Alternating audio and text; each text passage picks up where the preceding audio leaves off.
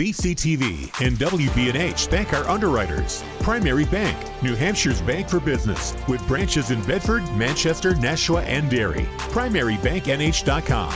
Delta Dental, providing easy access to quality dental coverage for every smile, from your younger years to your golden years, with the nation's largest provider network. The Wicks Insurance Group, serving New Hampshire and the Bedford community with auto, home, life, and business insurance since 1984. TheWicksInsuranceGroup.com. Interim Healthcare of Manchester, personalizing healthcare to meet your unique health needs. InterimHealthcare.com. Nelson Real Estate of New Hampshire, your local brokerage boutique. Relationships built on trust. MrsNelsonsNeighborhood.com. Murphy's Tap Room and Carriage House Event Center, where meals turn into moments and conversations last a little longer. Murphy'sTapRoom.com.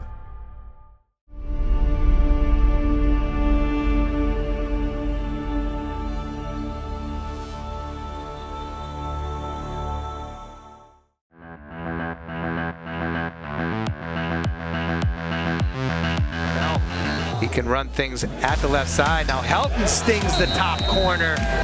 Hodgson Rogers, she gets the edge, tries to split the defenders, does. Bounce shot is good.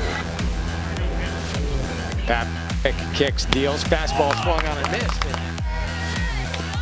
Oh, big hit there from Page, and that's going to go over the wall. Now Muir looks in the middle, finds Matagano, and she buries Foddy's up top as Green runs through all of them. Beautiful pass backside, and Kahn with another save.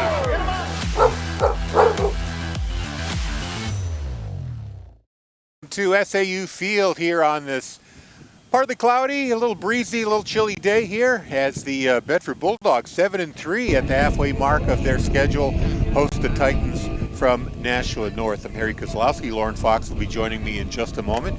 I'd like to welcome viewers on Nashua Community Television. Thanks for joining us today. We had a chance to speak with Coach Billy Chapman of the Bulldogs earlier today. Here's what he had to say.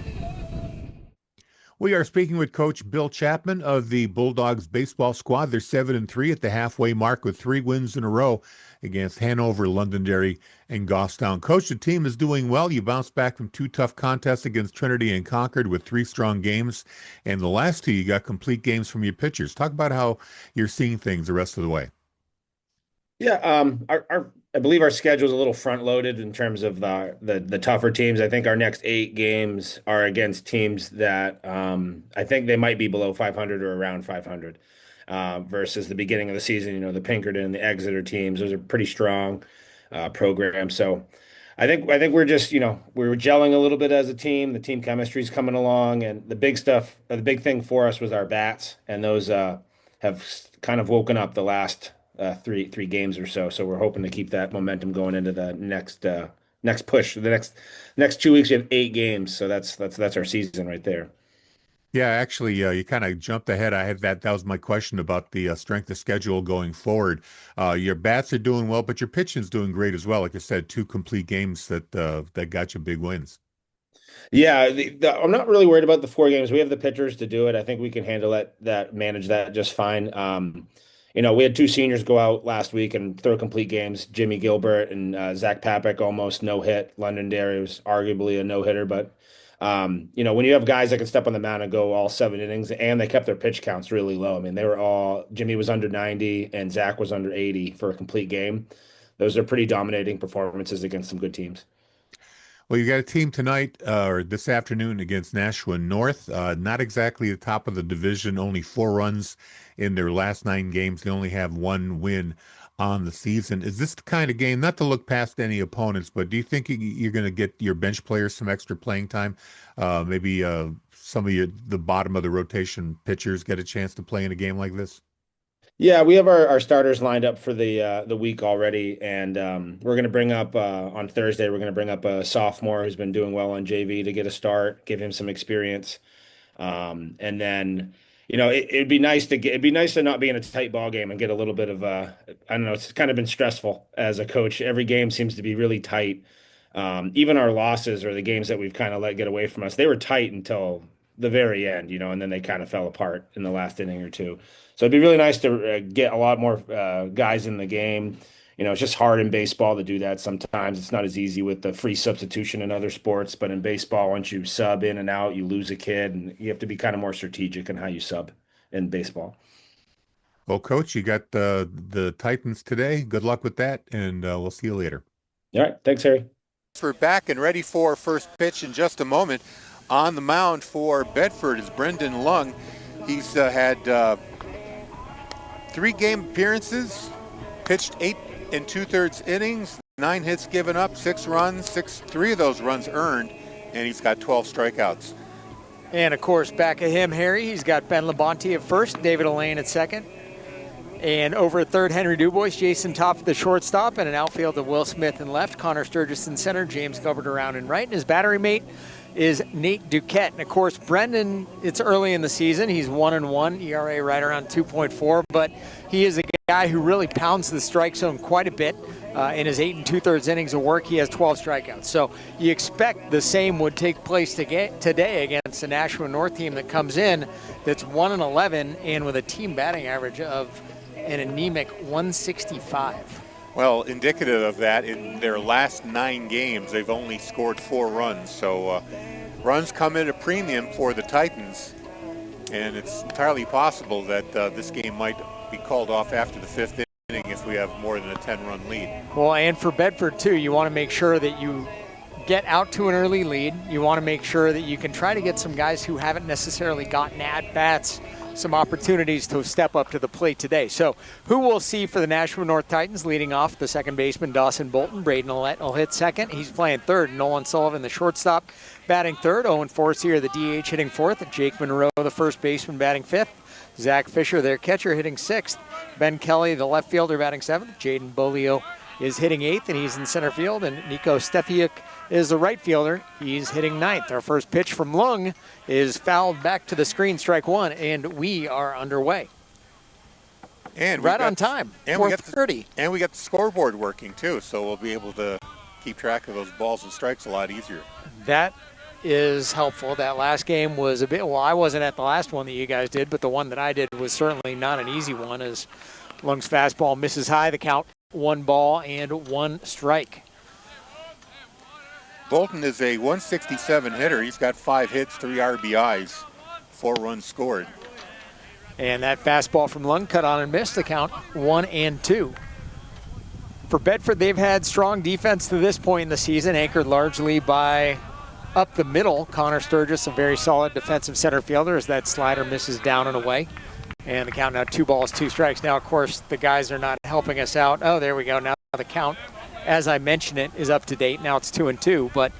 And of course, the middle infielder, Jason Topp at shortstop, David Elaine at second, and Nate Duquette has thrown out more guys on the bases that have been successful in stealing against him, as that one is skied high to our left, and it will be down into the thicket, the ball graveyard, as it were, and the count hangs on, 2 balls, 2 strikes. Well, I've got a moment here. Let's thank our underwriters. We at BCTV and Bedford 105.1, of course, appreciate the sports underwriters, including Primary Bank, Northeast Delta Dental, the Wicks Insurance Group. We'll take a pause here. So you think. Lung taking his time to get the sign, and the fastball is a little bit late on it, is Bolton, and he skies it to the right fielder, Jimmy Gilbert, who comes in a few steps, catches it on the run for out number 1 here in the top of the first. And back to our thanks, Interim Healthcare of Manchester, Nelson Real Estate in New Hampshire, and Murphy's Tap Room and Carriage House Event Center. Thanks for your support. 1 down here at the top of the first, and it's Braden Ouellette. Well, that right-handed batter stands in. Of course, we mentioned earlier the struggles that the Titans have had at bat, and they're not facing an easy one today in Brendan Lung, that fastball high 1-0. Talking to Billy Chapman before the game, and I did not get the opportunity to listen to the interview, but one thing that he did mention, they have 5 guys who can start a game on the mound, so he is not worried about running Brendan Lung's pitch count high today, as that fastball misses away, the count 2-0. Well, I happened to hear the interview since I was there this morning. Yes, you were. And he said that he's pretty confident about the pitching. It's been solid for him this year. A lot of good arms on this squad. They've had the last 2 games go complete with their pitchers. Lung's 2-0, down in the dirt. Duquette fends it off, and it rolls to the right side where Adam Perkins will pick it up, stick it into his pocket, and the count 3-0 against the number two hitter, Braden Willett. Lung kicks and deals, and it's ball four, a 4-pitch walk for Willett. So he'll trot down to first base, and that'll bring up the shortstop, Nolan Sullivan. Anyway, getting back to the interview, he said he's pretty happy with the pitching. What he'd like to see in the second half of the season is for the bats to wake up for the Bulldogs. Yeah, it's interesting to look at those stats. Bedford, as a team, has only driven in 30 runs through 10 games. So they've won a lot of close games. They have, of course, won some games that aren't as close, as Lung misses high with a fastball 1-0, and now he's thrown 5 out of the zone consecutively. But you look at the stats at this point, and I hadn't really looked at them until this afternoon, but the leader in RBI for the team has 4, which 10 games in, you'd think it'd be somebody had gotten into one, clear the bases on a double, something like that, but nope, that's where we are as Lung misses high and the count 2-0, and possibly a bit of a mechanical issue. You just hope that he resets, finds the zone, and goes right after Sullivan here. As Sullivan swings from his heels 2-0 and fouls it into the woods behind us, count 2-1, and might have been an opportunity to leave the take sign on and see if you can get Brendan into a jam that he can't get out of, get into his head a little bit, but no, Sullivan swung away. Sullivan's one of the better hitters. He's got a .267 average, 3 runs, 8 hits, and 3 RBIs. Lung throws over to first, diving back in successfully is Willett. Sets at the belt, checks, deals. Fastball, nope, that one actually nicks Sullivan, sends him down to first base after a hit by pitch. So now runners on first and second for the Titans, and 1 out. And Lung in a little bit of a jam here in the early going. He'll face the DH Owen Forcier. Forcier hitting only 125, but 3 runs scored, 3 hits, 2 RBIs.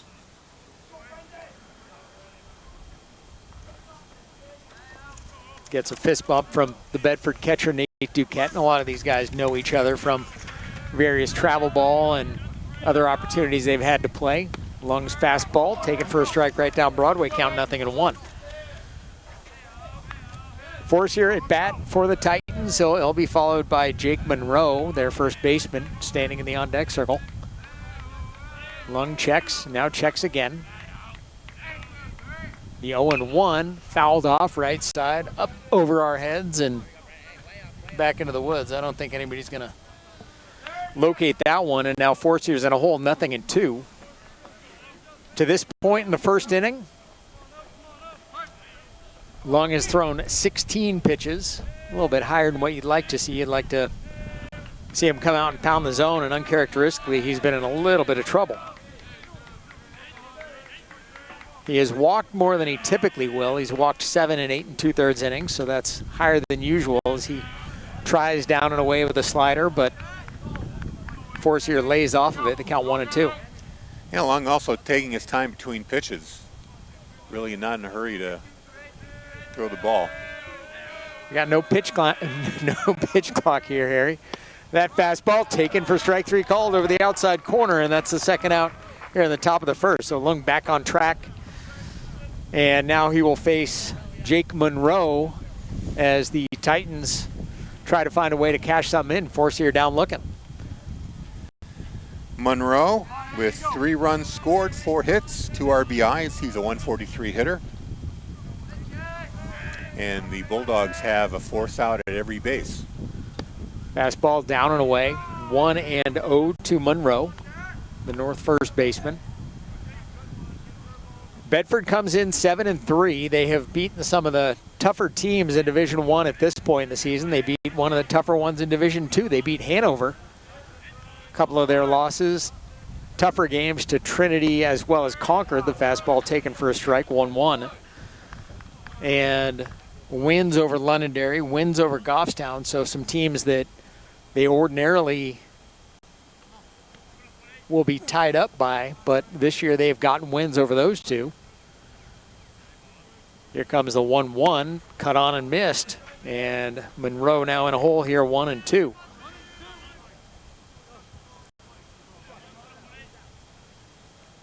Left fielder Smith is playing deep against Monroe. The center fielder Sturgis is also. The right fielder Gilbert tucked in awfully close, trying to defend against the blooper as that fastball misses the outside corner. 2-2 now on Monroe. Scoreless ball game, just getting started, top of the first inning. Nashua North got a walk and a hit by pitch as that one is hit on one hop, back to the pitcher Lung. Cat-like off the mound, flips over to first in time for out number 3 here in the top of the first. Nashua North gets a couple runners for free, doesn't bring anybody home after half an inning. It's Nashua North nothing, and Bedford coming up. BCTV's live channels and on-demand content are now easier to access than ever before thanks to the Bedford Community Television app, available as a free download from Apple iOS and Android Play stores. Download the Bedford Community Television app from your app store today and enjoy programming like this anytime, anywhere. Live programming and on-demand, both available. Taking a look at this Nashua North lineup that we're seeing today, we have a pitcher that has not seen a whole lot of action, and he comes in having thrown 3 innings and allowed 4 runs. His ERA is just over 9. That would be Andrew Butler. His battery mate, the catcher, Zach Fisher, and an infield of Jake Monroe at first, Dawson Bolton at second, Braden Ouellette around at third, and his shortstop is Nolan Sullivan. The outfield left to right, Ben Kelly on left, Jaden Bolio in center, and Nico Stefiuk is around and right. For these Bedford Bulldogs, their lineup, what's been fairly typical for them, Jason Topf leading off. He's a shortstop. Ben Labonte, the sophomore, is playing first base, leading the team in average at .379. James Gilbert in right field, hitting third, comes in with a gaudy .457 on base percentage. Nate Duquette, the catcher, batting cleanup. Henry Dubois, the senior third baseman, is hitting fifth. Zach Papik hitting .304 and leading the team in slugging is hitting sixth. He's the DH. David Elaine getting his first chance to swing the stick today is batting seventh. Connor Sturgis comes in hitting a .188. He's the center fielder hitting eighth. And Will Smith, the left fielder, is batting ninth. So it'll be Topf, Labonte, and Gilbert to start things off. And for the Bulldogs, that's where a lot of their offense has been. Topf leading the team in stolen bases with a half a dozen. Yeah, Coach Chapman said today on the interview that he's going to take the opportunity to get some of his deeper bench players some playing time against some of these lesser opponents, try to get everybody a little bit of experience. That is always what you hope to do, but you got to take care of what's in front of you, the 200 feet right in front of you, which is scoring some runs before you can think about clearing the bench. So for these Bulldogs, that's going to be their first step. I don't know who our home plate umpire today, but I know that Adam Perkins is over here talking to our first base umpire, whose last name escapes me, but Gordy is his name. Longtime umpire, very accomplished. So we have a very good crew out here today. And as we usually do in these NHIAA games. So with that said, we are ready to rock and roll here in the bottom of the first. Nashua North got a walk and a hit batsman and left 2 runners aboard. Curveball from Butler misses down and away. The count 1-0 on top. Softball leading 9-0 in the middle of the third at North. So that one is a boat race as things start. Fastball ripped into the hole between short and third, and that's a single for Jason Topf to lead off here in the bottom of the first, and we'll see if Ben Labonte can keep the line moving for the Bulldogs. Labonte tied for the team lead in RBI. He's got 4 to go along with his .379 average. Not a whole lot of home runs for the Bulldogs to this point in the season, and I don't suspect we're going to see any today with the wind blowing right in from left. Yeah, really just one home run hit all year, and that's by Gilbert, I believe. Connor Sturgis at Goffstown, but yes, according to Billy Chapman, because Goffstown is a little bit of a bandbox, so you see a few home runs out of there, but I said the same to Billy, and he said, no, I think that one might have been out of here. So, and Goffstown, the pitcher that Bedford saw that day, is somebody who is experienced and solid as Topf gets a great jump And he will steal sliding head first, no throw for him, stolen base number 7. And the Bulldogs have a runner in scoring position with nobody out here in the bottom of the first. Butler checks, now deals. Up and away, and the count 2-1 on Labonte. It should be 2-1. The scoreboard is a little bit delayed to be updated. Yeah, it's what happens when you have the players doing it. Labonte hits that one high in the air to center. A little bit of a late start for the center fielder, Bolio, and he comes in and catches it on the run. Looked like he might have just lost it. It's kind of a flat sky, and Bolio comes in, makes the catch, and down for the first out here at the bottom of the first is Labonte. Yeah, it was a high shot, and it looked like the wind might have hung it up a little bit. The wind is going to hang just about everything up. It'll play a few tricks with things, so the name of the game would be line drives today. James Gilbert has a hack, and that one gets past the catcher Fisher all the way to the backstop, and Top on that wild pitch will jog into third base. That one that by rule probably would be a wild pitch. It was in the dirt, but you really like to see your catcher get over and use the equipment they're wearing to block it. Top now at third base. The 1-0 gets all the way to the screen. That one, by definition, a wild pitch, and Top will score standing up, taking an RBI opportunity away from Gilbert, but put the Bulldogs on the board 1-0. So the count now 1-1 on James Gilbert, and for the Bulldogs it is a bit of a fresh start. They have Gilbert at bat, 1 out. Duquette on deck, Dubois in the hole. The 1-1 down and in, 2-1 now the count. James Gilbert last year, second team All-State. He has been recruited to be primarily a pitcher for Elon College, but of course, James is one who can do some damage at bat. Was over 360 last year, and this year the same. And this time he takes a look at an off-speed pitch at the eyes and decides it's worth swinging at and comes up empty. Gilbert hitting 400 so far at 30 at bats, 6 runs, 12 hits, 3 RBIs.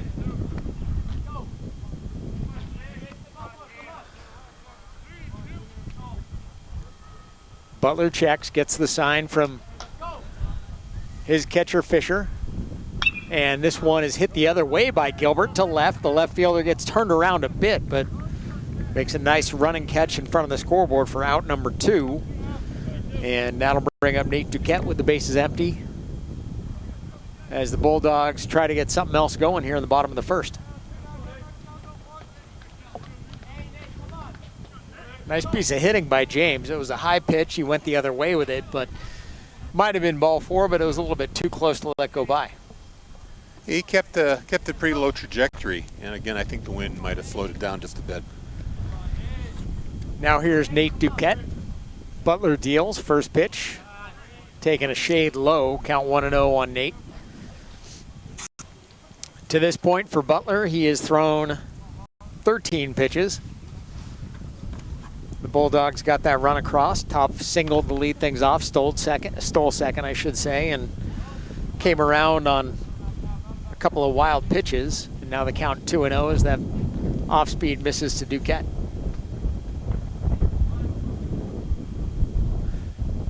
It's an interesting facet of this field here at Bedford. It could be the nicest day, and you get to 4:30 in the afternoon as Duquette swings and misses, and the wind picks up, and it always drops by about 10 degrees. Yeah, it's a bit chilly. Yeah, cooled off a bit. I mean, it's only May 11th, really. Who would think it would be in the high 50s still? 2-1, fouled back to the screen by Duquette, and the count evens up. 2 balls, 2 strikes. Fighting that one off. Butler, I've been watching his pitches. He seems to have an off-speed pitch that he likes to go to. Really takes the speed off every once in a while just to cross up the batter. It does seem though that he kind of tips it a tiny bit as he throws that off-speed pitch into the dirt. If you were to look at his hand, you can see he tilts his wrist a little bit differently when he throws it. So might be, for a discerning Bedford batter, something that they would see. Duquette spits on the off-speed pitch down and away, and the count runs full on Nate. Bedford leading 1-0, bottom of the first, and that fastball misses away as Duquette flings his bat out of the way, as well as other assorted equipment, and that'll be for one of the following batters to pick up. There's no bat boy here for the Bulldogs, and Duquette walks with 2 outs here in the bottom of the first, and that'll bring up Henry Dubois. There's also no the ground senior. screw. The players are the ground screw. They were the ground screw today? Sorry? There has been in the past, but... Well, the coaches are doing most of the heavy lifting. Fastball from Butler upstairs, 1-0. Usually you'll see the field dragged and mowed and kept up during the day, but today it might have been a little bit different. Of course, one thing that you do see is the turtle, where they take batting practice on the field before the game. The team does move that off. Duquette goes. That pitch is all the way to the backstop. He'll round second, think about going to third, and he's got an awfully good shot to go there and slides in safely. So if you're scoring at home, I'm worried about you, but you can also rule stolen base and wild pitch as Duquette goes first to third on a ball all the way to the screen out of the hand of Butler. One of the bizarre features of this field, and I'm not quite sure when it was built, why they chose to do it, but it's an overabundance of foul territory as well as territory behind home plate. That slider down and away, Fisher blocks it, Moore kind of picks at it, and the count out 3-0 on Henry Dubois. But it is a penalty if you throw the ball all the way to the screen, particularly if a guy is going. There aren't too many fields in this state where you wind up going first to third on a stolen base attempt and coming in so easily on a wild pitch as Dubois draws a walk and rounds first, giving a look as if he's taking second, but doesn't. Duquette scores on that wild pitch, and the Bulldogs take a 2-0 lead. So wild pitches have 2 RBIs. Yes, and the Bulldogs have none. Kind of making for that weird artifact that we saw this season where they have very few guys driving in more than several runs. Dubois goes, pitches high, Fisher's throw down to second base, not in time, and Henry Dubois picks up a stolen base for the Bulldogs. For Henry, it is stolen base number 3 on the season. He is successful 3 of 3 times.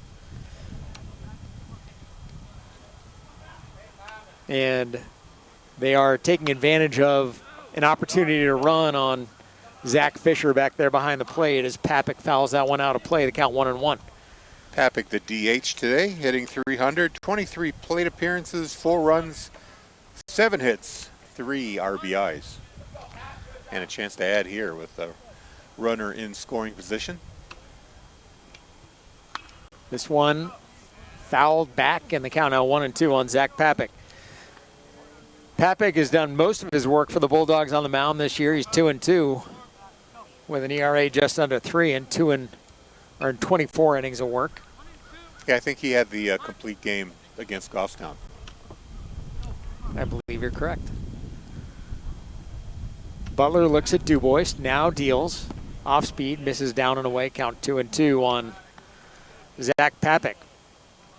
This is the time of year where you're really trying to get a ton of games in not so many days, and for the Bulldogs, there's no exception. They have 8 games over the next 12 days. So they will need all the pitching they have as Papik lets one go by over the outside corner, or just off the outside corner, I should say, and the count runs full on Zach Papik.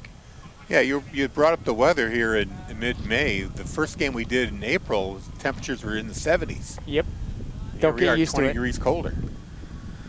Payoff pitch coming to Papik. Oh, swung high. Fastball upstairs, cut on and missed, and down he goes on strikes for the 3rd out here in the bottom of the 1st. The Bulldogs get a pair of runs off a pair of wild pitches, and after an inning, lead it 2-0. Back after this. Always nice to see former players for the Bulldogs here. Bowden Smith, who graduated in 2023, stopping by. Lauren Fox alongside Harry Kozlowski, and Bowden just came off his junior season. Is that right, really? At Plymouth State. That one fouled up over our head into the thicket behind us. Yeah, it really does. There's no way that Bowden should be done with his junior year. Mind-blowing. Zach Fisher at the plate for Nashua North. Zach's got the best average of the Titans team. He's hitting .364, but just 4 hits. And so there you go. He's 4 for 11 is Fisher. And lets that one go by from Brendan Lung. Count 1-1 on Fisher, the catcher for these Titans. Lung's fastball misses upstairs, and he is a little bit more imprecise than he usually is. Usually from Brendan you see location, location, location is his game. And he's got a nice fastball, and of course secondary pitches to accompany it as the 2-1 cut on and missed and gets a sword out of Zach Fisher, and the count now 2 balls and 2 strikes on the Nashua North catcher. But so far in the early going, gave a couple of free passes to the Titans, and that one lined to the right side, just to our right, but more of a check swing than anything else, and count will hang on 2-2. Right in front of our broadcast location. I was ready for that. I didn't bring a glove, but I guess I have experience catching him in the press box at Fenway, so I'll take that. Was hoping I'd get one yesterday, but it was not the case. Zach asked for timeout. Fisher steps out of the batter's box. 2-2, no outs here in the top of the second. And that one, strike 3 called over the outside corner, so Lung picks up his second strikeout. Both of them looking, and that'll be the first out here in the top of the second. And that brings up Ben Kelly, left fielder, with 1 run, 5 hits, 5 RBIs, hitting .185. As we mentioned, runs have been at a premium, as have hits for these Nashua North Titans. That one upstairs, ball 1. North 1-11. The 1 is against Central West, which that program has fallen on some hard times, as has Memorial. That fastball misses upstairs, 2-0 now on Kelly. Yeah, they're the 1 winless team in Division I.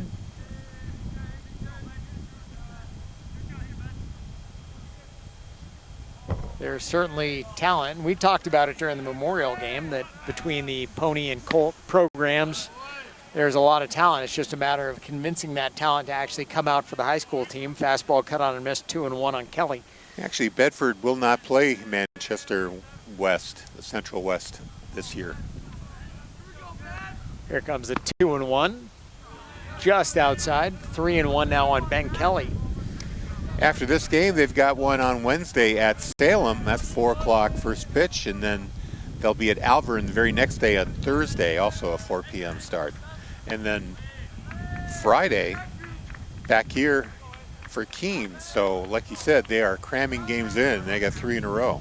Keene is the toughest deal in that deck, and for the Bulldogs, though, this is a series of games where you want to avoid blemishes, as Ben Kelly winds up walking on 5 pitches here with 1 out in the top of the second. Labonte holding him on at first base. Throw over. Nothing doing. Very conservative lead by Kelly, who now has to do laundry tomorrow.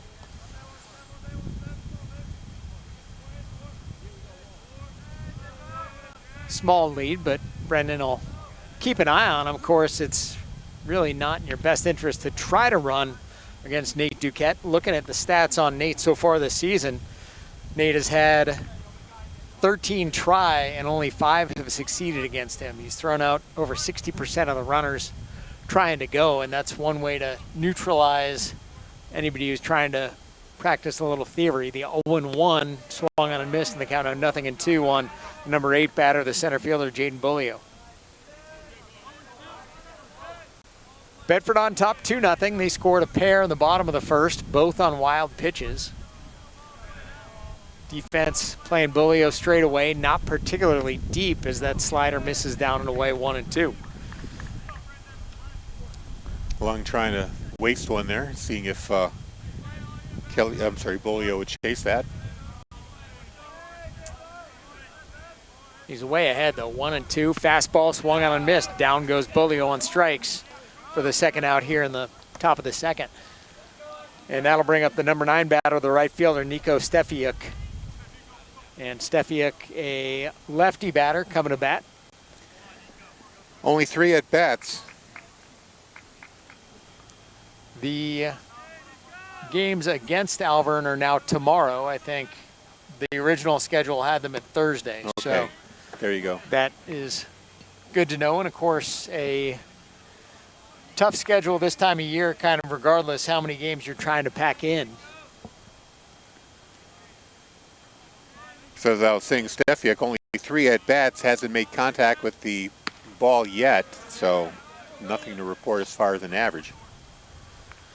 And through an inning and 2/3, Lung has struck out 3, so we'll see if he adds to that total against young Stefiuk. The count 2-0 against him. That one hit well to center. Going back is Sturgis. Long way to go, and a diving catch in the left center field gap for Connor Sturgis, who was playing way in. He was playing like he was acting like he was Johnny Damon on that one, playing so far in, but covered a ton of ground, and the wind blowing in, I'm sure, helped out. But Stefiuk, you jinxed him. You said 3 at-bats, 3 strikeouts. He got a hold of that one pretty good. Yeah, he gave that one a ride.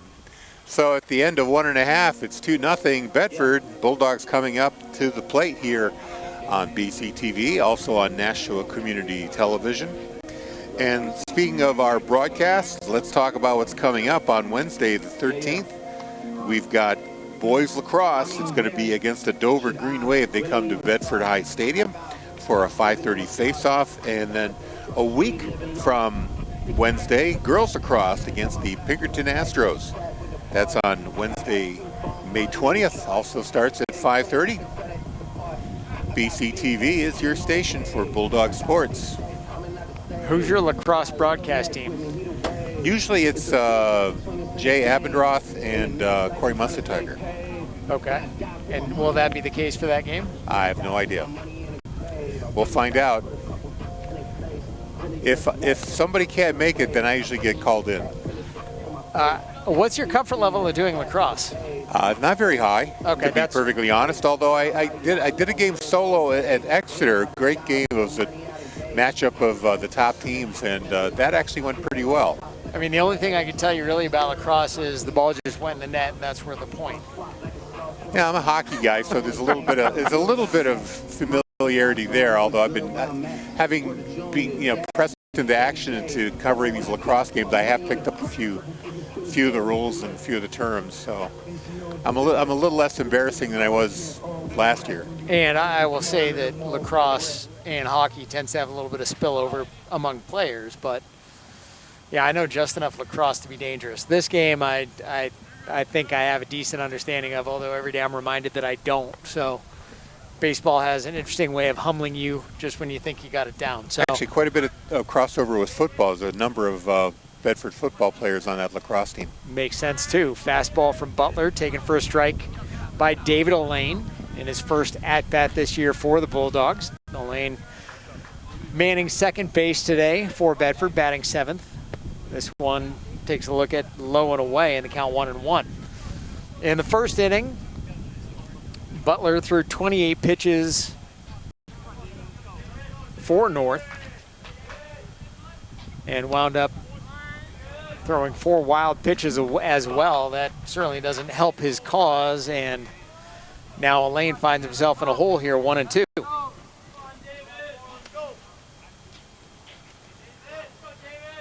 Butler kicks and deals off speed.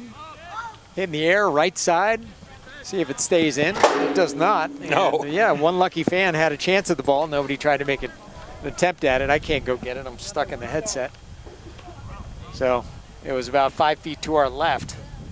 I should have really tried to make a play on that ball. It sounded like Big Ben going off.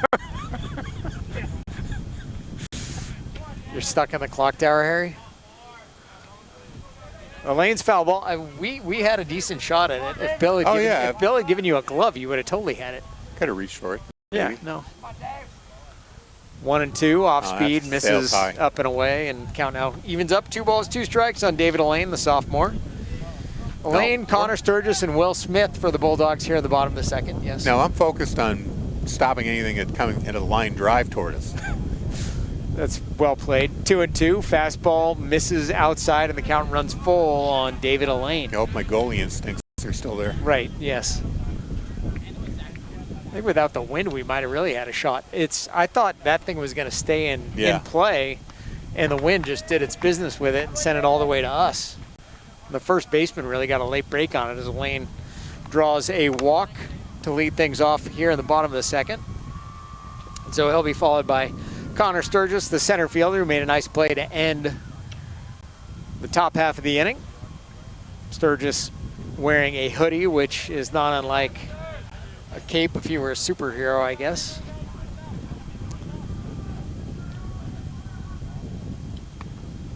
Swings and misses, count 0-1 on Connor Sturgis. Yeah, you know, the temperature's not that bad, but the constant wind really takes it out of you. Yep. Luckily, I keep a coat in the car.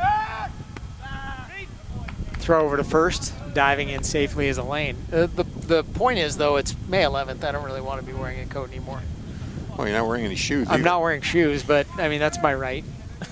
Elaine goes, Fisher pops, throws to second, and that one will roll into center field. Elaine will take third on the throwing error, and then the throw to third almost gets away from the third baseman, Willett. And Elaine goes first to third, stolen base, E2.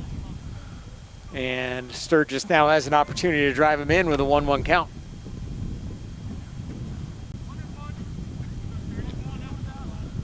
We'll see if the Bulldogs conceive of having Sturgis lay one down. I know he's been working on that quite a bit, swings and misses, and now he's in a hole 1-2.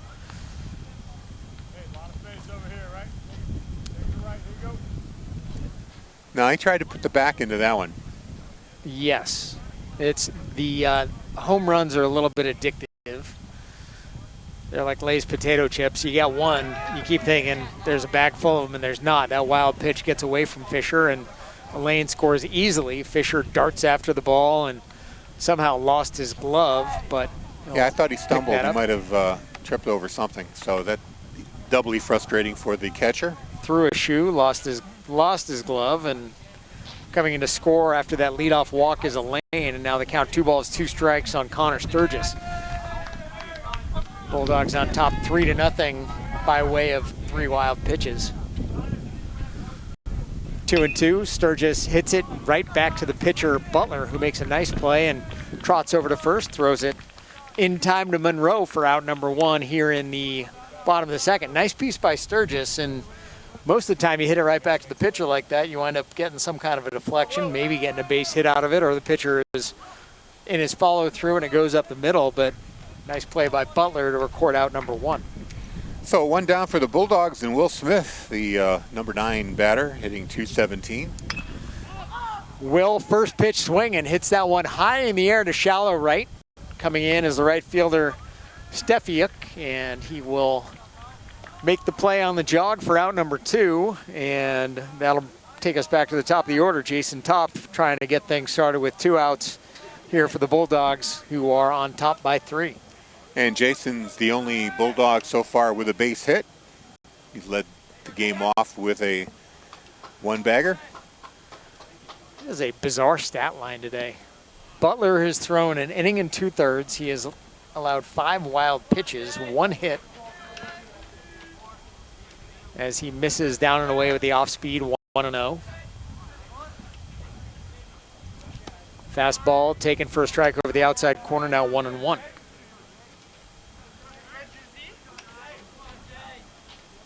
I know Billy Chapman sent us over the stats today, and those things are all compiled using Game Changer, which is the app. As Jason lets a curveball go over the outside corner for strike 2. He's now in a hole here, 1-2. But Game Changer, it's garbage in, garbage out, like just about anything. If you update as the pitches go, you really get a interesting perspective on everybody's stat lines. Tries the outside corner with the curveball again, nothing doing, count 2-2, but you get some sort of bizarre numbers. Zach Papik on balls he has put in play is hitting .467. As top, speaking of batting average on balls in play today, for him is 1,000. He's 2 for 2, line drive up the middle. And he has the only 2 base knocks for the Bulldogs, trying to add to that 3-0 lead.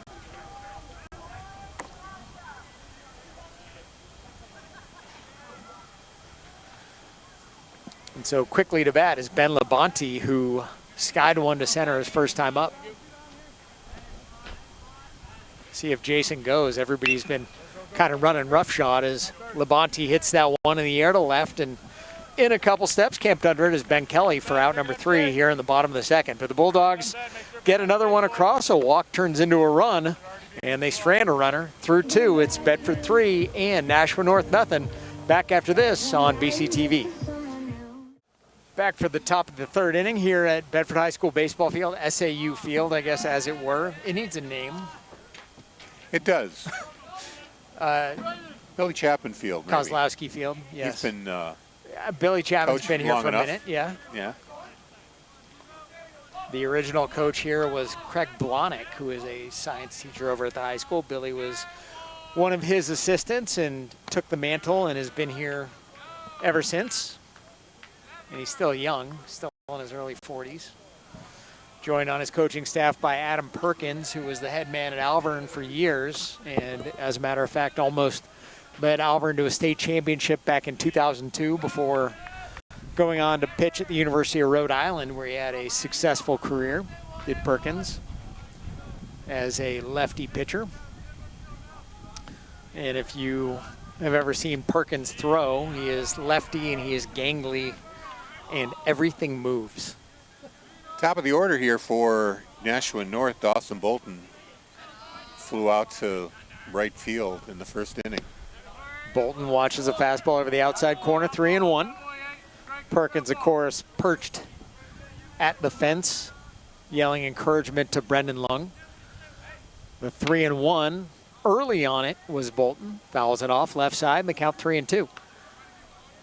Perkins, of course, a luxury to have on the staff. So good working with the pitchers. Great motivator. And, of course, Billy Chapman, the head man, is you're more concerned with the administrative things and making sure everything's rolling on time as Brendan Lung works all the way back. I just got the count and some Mike Topf over my left shoulder. I don't think I'll ever be the same. I turned around, and there was Mike. Kind of frightening. Out number 1. Here in the top of the 3rd. You got to warn me for things like that, dude. Yeah, I took my eye off for a moment. What was that, a strikeout? Swinging strikeout. Okay. Brendan picks up his 4th K of the game. Fastball upstairs, 1-0. It'll be Braden Willett, who walked on 4 pitches his first time up. Brendan now at 48 pitches by my count, which is probably very inaccurate. The 1-0 fastball taken for a strike, 1-1. Bedford on top, 3-0. All 3 runs coming by way of the wild pitch, which is a bizarre weapon. Fastball misses up, 2-1. You look at some of the other fields, Merrimack, there's not a whole lot of room behind home plate. No. Londonderry, not a ton of space back there behind home plate. Pinkerton again. Portsmouth, certainly not much space behind home plate. Bedford makes up for all of it. Of course, we were talking about it yesterday in the context of as Lung misses high, and that one gets past Nate Duquette, and you want to say to Brendan Willett, dude, run, but he will jog down to first base with his 2nd walk. For the Red Sox yesterday, making his season debut was Mickey Gasper.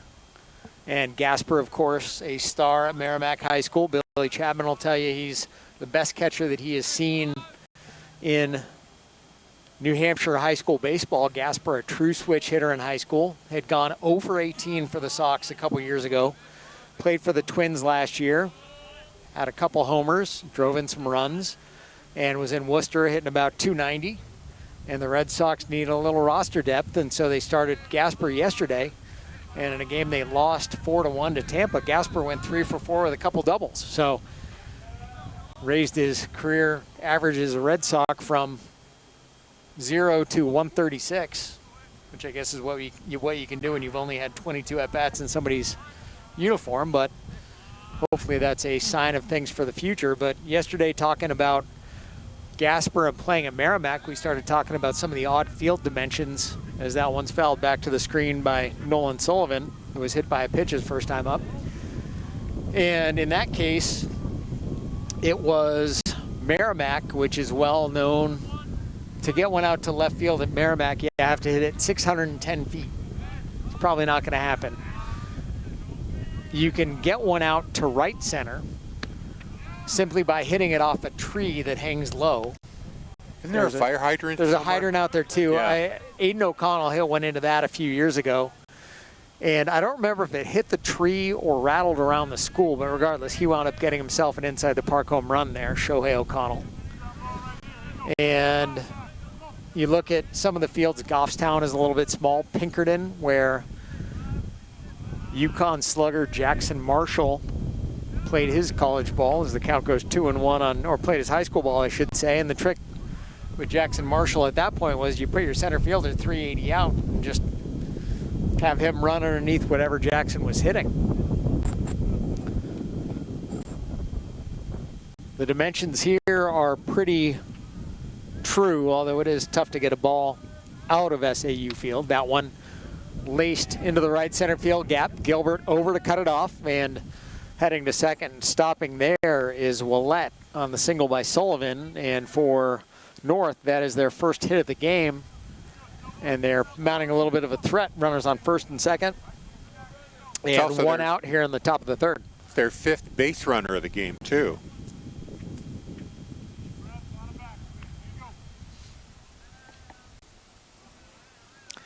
The softball game at North, 12-0 going into the bottom of the fifth inning. So that one looks to be done fairly quickly if the Bulldogs can get some outs down there.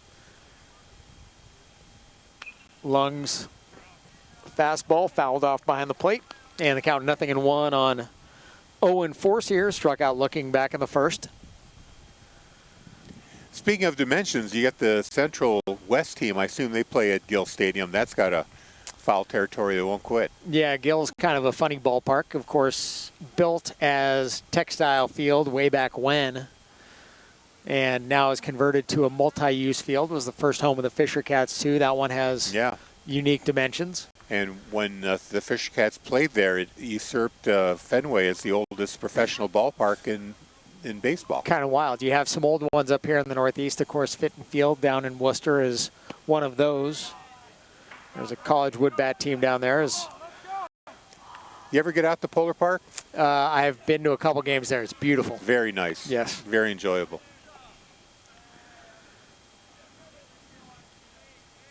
Runners on first and second here for North. Bedford on top 3-0. Titans mounting a threat with one out. Lungs slider, tried to nibble the outside corner, couldn't get it. Count now 1-2 on Forcier. I like how they have a lot of local restaurants serving as vendors at Polar Park. You reminded me I need to get down there again this summer. It's been a couple years, but let me know. I'll join you next time the Bisons are out there. Yes. Buffalo Sports Stan, Harry Kozlowski, sitting to my right. Fastball to Forcier, taking strike three, called over the outside corner. For the second time in as many at-bats, he goes down looking. And for Brendan Lung, that is strikeout number 5. And now 2 outs here in the top of the third as the Titans try to get one across. It'll be their first baseman, Jake Monroe. Thinking back to Mickey Gasper, and he wound up playing his college ball at Bryant down in Smithfield, Rhode Island, which is where one of the better players in BHS history, Nick Angelini, also played way back when.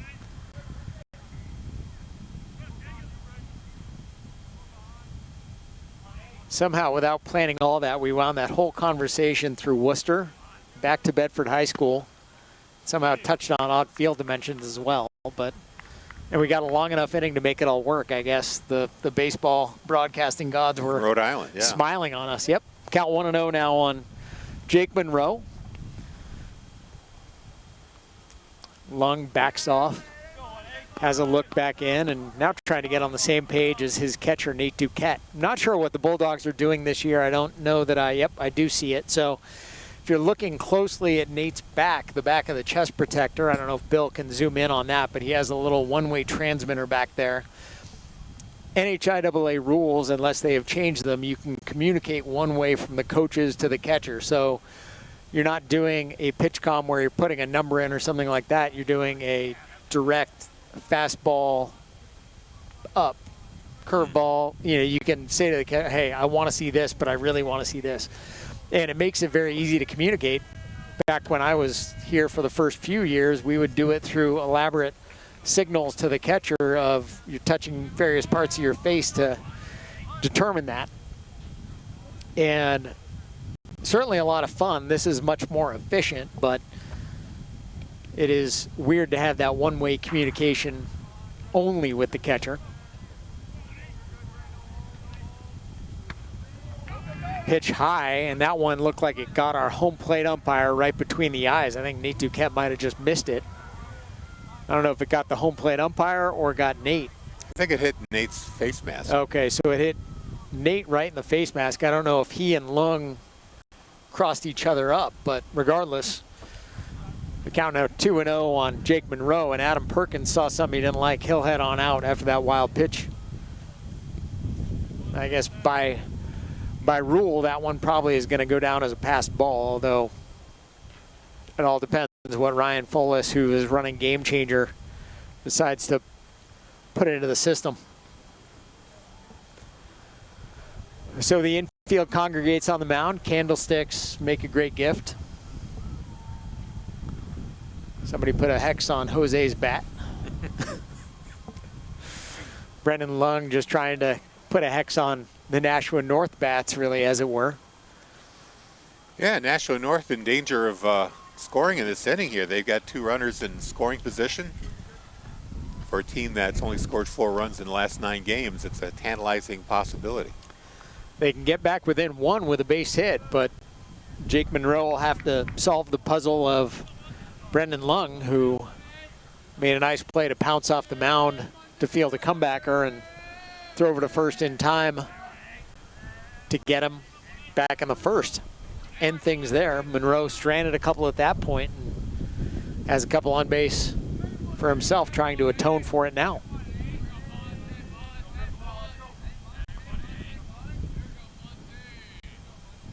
Lung's 2-0, fastball up, and the count of 3-0 on Jake Monroe. He can afford to walk him. There is empty base at first. Don't want to have bases loaded here, but you have 2 outs, so you have the possibility of an out at any base.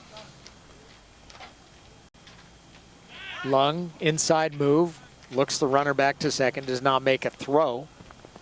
And some action happening down in the bullpen. It'll be Cam Dubois about to get loose down there. Lung to this point, 62 pitches.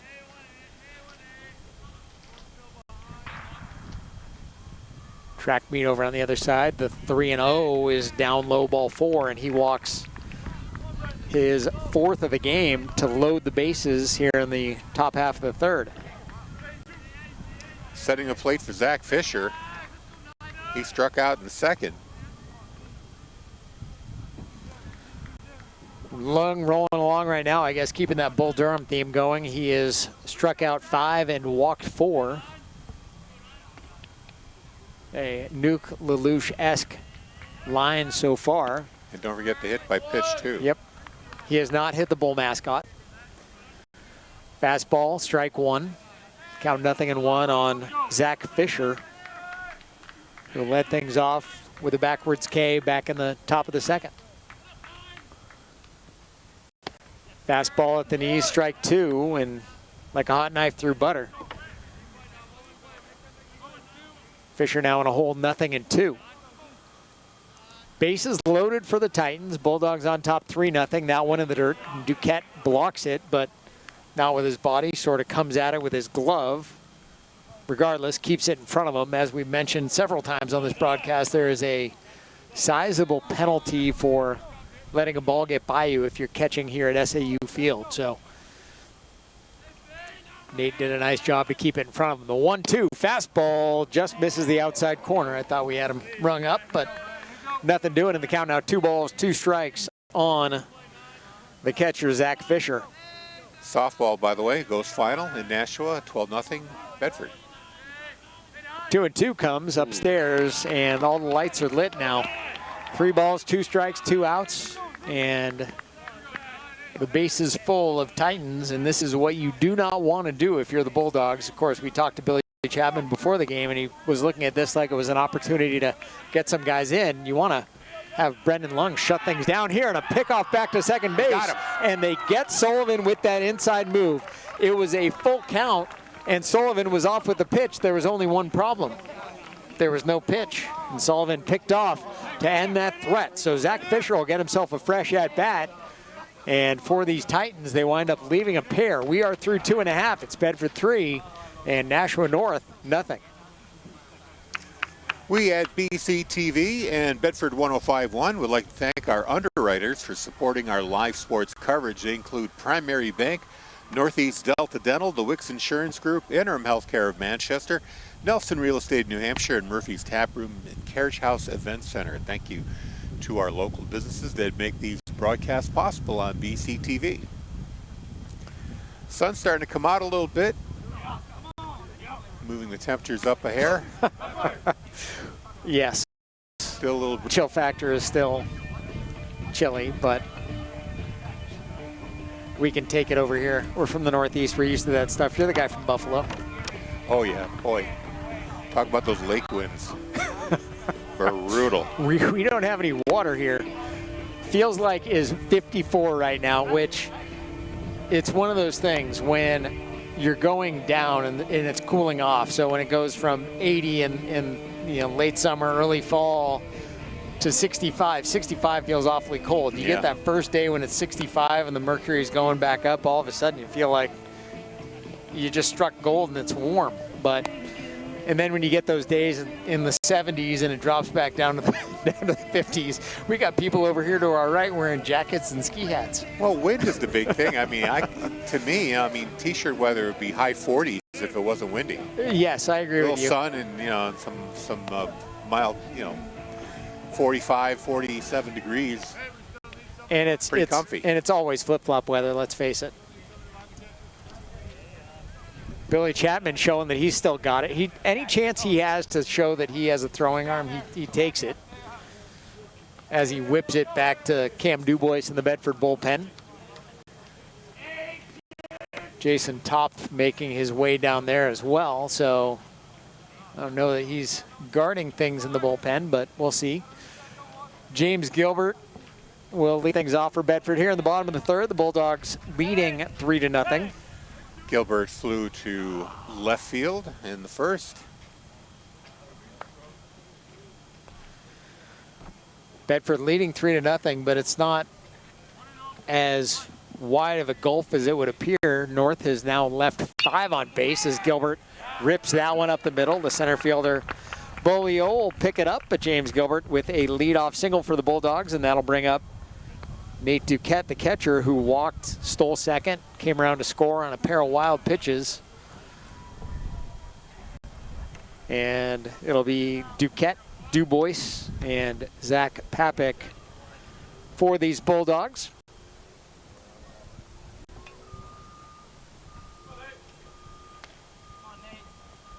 Butler has done a good job for North, holding the Dogs in check. To this point, he has allowed 3 base hits, 2 to Jason Topf, 1 to James Gilbert.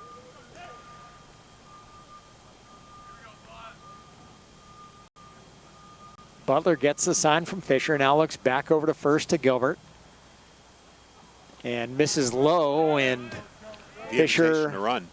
And Gilbert heads into second on that wild pitch. And I will say, this is I don't know if it's social commentary or commentary on the game, but one of the worst things to happen to baseball was the one knee down, or at least at the lower levels, and I'll say high school is a lower level.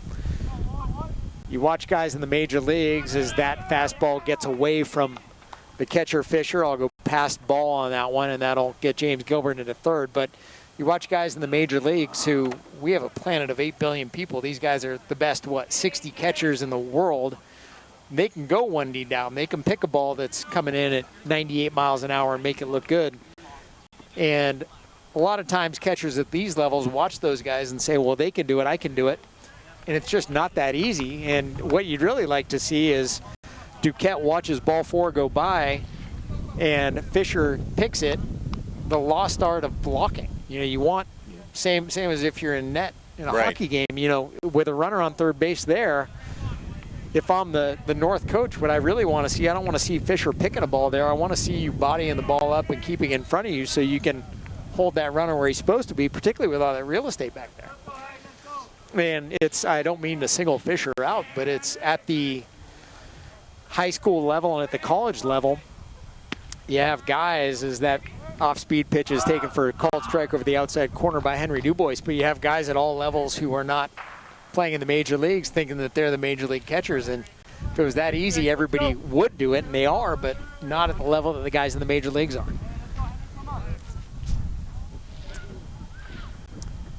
Timeout? No, that was just an arm raise. And then that gets away from Fisher, but Duquette decides to stay in place. Duquette's out at second. Gilbert's over at third. The count 1-1 on Dubois. Or Henry Dubois, I should say. There's Cam Dubois on the roster. They are not related. And I think what just happened there, you had the Nashua North battery was doing one sign, which is with a runner on second base, not customary. You want to make sure that he can't pick it up. So the two of them needed to get in some kind of a cadence so that Duquette at second base could not pick signs.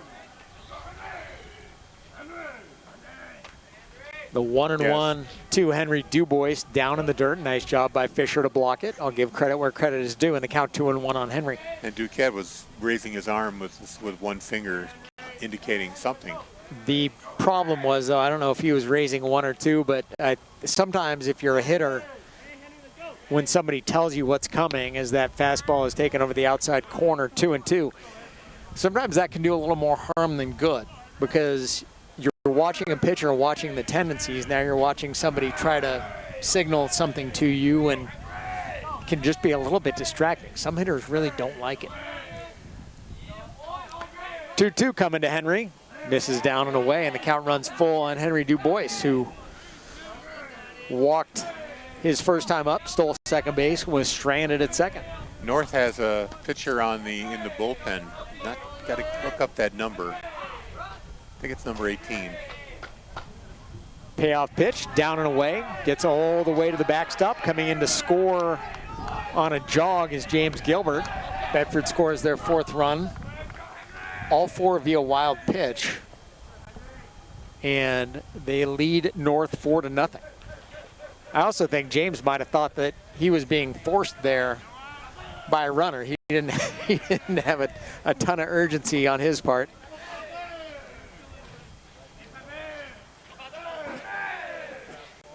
So by my count, that is now 7 wild pitches from Butler as Dubois goes, and Fisher does not make a throw with the runner Duquette at third. So Henry will steal second. That is his second. I think it's Sam Cobb's warming up for Nashua North, number 11. There you go. We will see, I guess, when the time comes, the 0-1 upstairs. 1-1 on Zach Papik. Papik struck out swinging, I should say, back in the first. He is the only strikeout victim for the Bulldogs.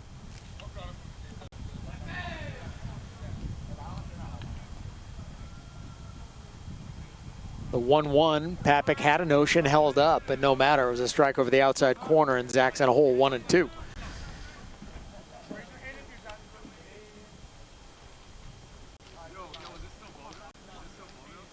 Bulldogs with runners on second and third, nobody out.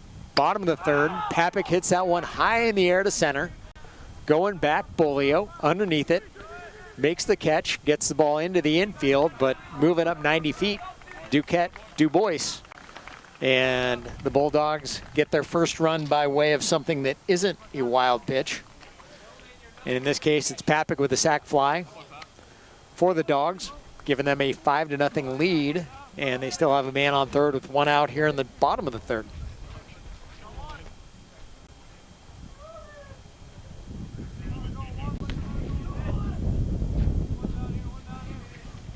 Now, David Elaine at the plate. He walked, scored the run on an error on second baseman, as well as the on the catcher, I should say, and then a wild pitch. Elaine showing some nice base running to start that inning. Of course, he walked, advanced to second, stealing, and this time rips it in the hole between short and third, gets his first base hit as a member of the Bulldogs. That'll bring home Henry Du Bois, and the Bulldogs now lead at 6-0 here in the bottom of the third, and it looks like Andrew Butler might have run out of gas. The Bulldogs have had a couple hits against him here in the bottom of the third, and we'll see if the hit parade keeps rolling with Connor Sturgis coming to bat. He hit a one-hopper back to Butler, back in the second, I should say. Throw over to first. Elaine dives under the tag.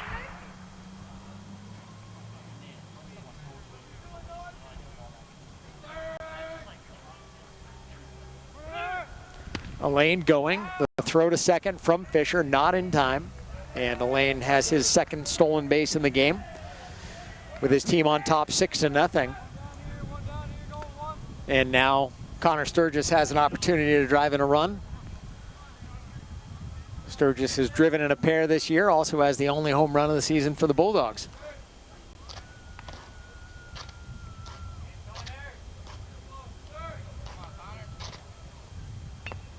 Checks his swing, got a piece of it, is a little bit upset with himself, and now the count 0-2 on Connor Sturgis. Will Smith waiting in the on-deck circle for Bedford on top 6-0, so we may start seeing some new faces next time through.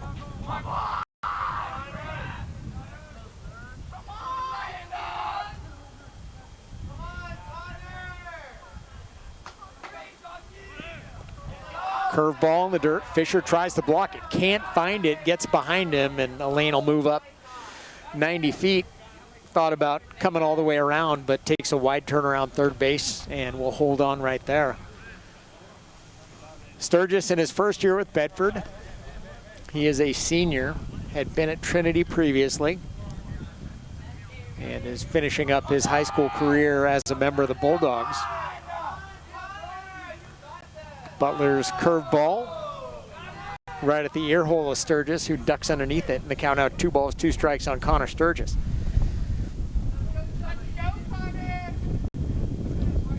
Bulldogs on top 6-0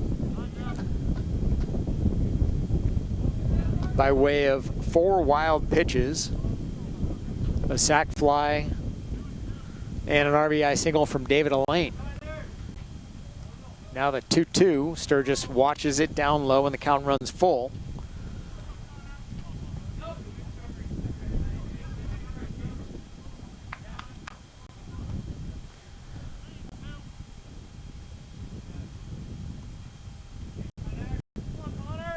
And again in the dirt, Sturgis will coax a 6-pitch walk out of Butler. And that will give the Bulldogs runners at the corners with 1 out here in the bottom of the third. The coach for North heads out to Butler and takes the ball, so that will be it for Andrew Butler today. Winds up throwing 69 pitches in 2 1/3 innings of work, and he will give way. Still can't get. Still can't. I still don't know that I can get a number on him. He had his hand over the number on the front. So it is number 11, Sam Cobbs. Or is he? No, number 12. Cam Hayes.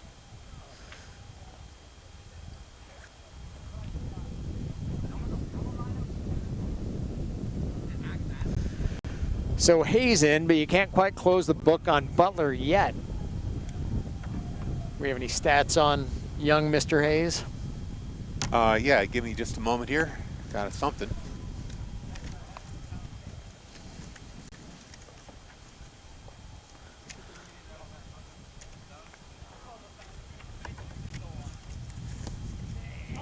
both Billy Chapman and Adam Perkins talking to their runner on first base, Sturgis. Chapman and Perkins conversing, but not sure exactly what you would want to do strategically here. You're up by 6 runs. I know Billy was trying to get some opportunities for some guys, but you also want to make sure you stay within the bounds of sportsmanship. Cameron Hayes with 5 appearances, 7.5 innings pitched, allowed 13 hits, 8 runs. 5 of those runs are earned, struck out 4. So Hayes coming in with an ERA right around 7. And he will face a Bulldog lineup that Butler had a difficult time with. Now, for this North team, and I guess kind of for everybody, one of the biggest things to deal with is in a really tight season like this, you can never have enough pitching, but pitching is the commodity that everybody always wants. Nobody can seem to find enough of it. Yeah, they're carrying 8 pitchers right now, and Hayes has been probably the most used. He's had 5 appearances, more than anybody else on this roster. Well, we've got a moment here. Let's talk about what's coming up on BCTV. Boys lacrosse against the Dover Green Wave. That'll be on Wednesday, starting at 5:30. Then on Wednesday, May 20th, girls lacrosse with the Pinkerton Astros. At the moment, we have baseball, and the situation is Cam Hayes on the mound, dealing to Will Smith. Bulldogs on the corners. Those runs do not belong to Hayes. Those are the responsibility of the starting pitcher, Andrew Butler. And Butler steps off, looks the runner Sturgis back. We'll see if the Bulldogs will send Connor Sturgis here. Sure enough, he goes. Pitch taken for a ball down and away, and Sturgis will slide into second base with a steal. And count out 2-0 on Will Smith. Is that the 5th stolen base today? I have not been keeping track of that, but I can 6 of them. Certainly tally that fairly quickly. Will Smith swings and misses, and a count out 2-1 on Will. For Sturgis, that his first stolen base of the season.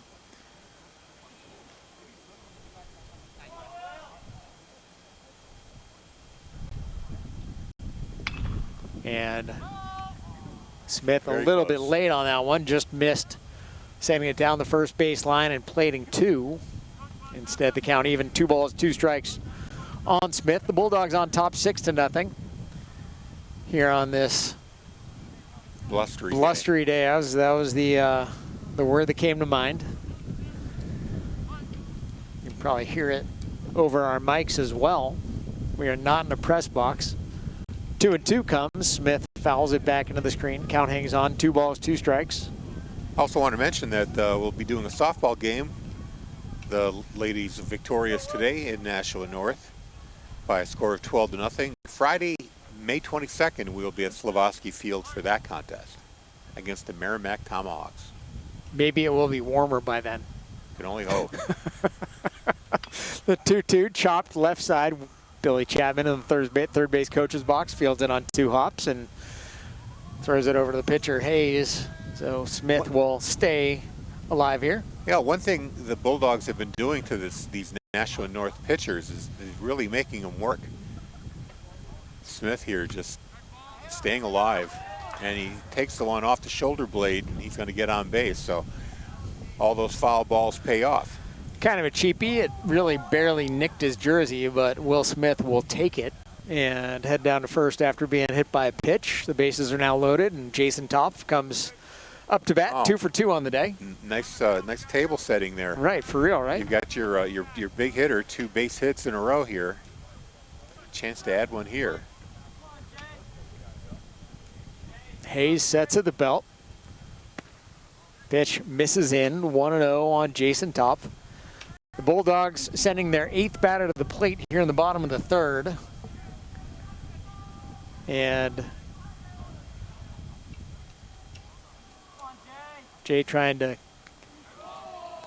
pad his stats a little bit, and instead, for his troubles, he gets hit in the left arm, and he'll head down to first. And that one did not sound like it felt good, and it did not look good either. Now that made a noise. And yes, he appears to be in a lot of pain right now. And for Bedford, that is a guy that you do not want to lose for any period of time.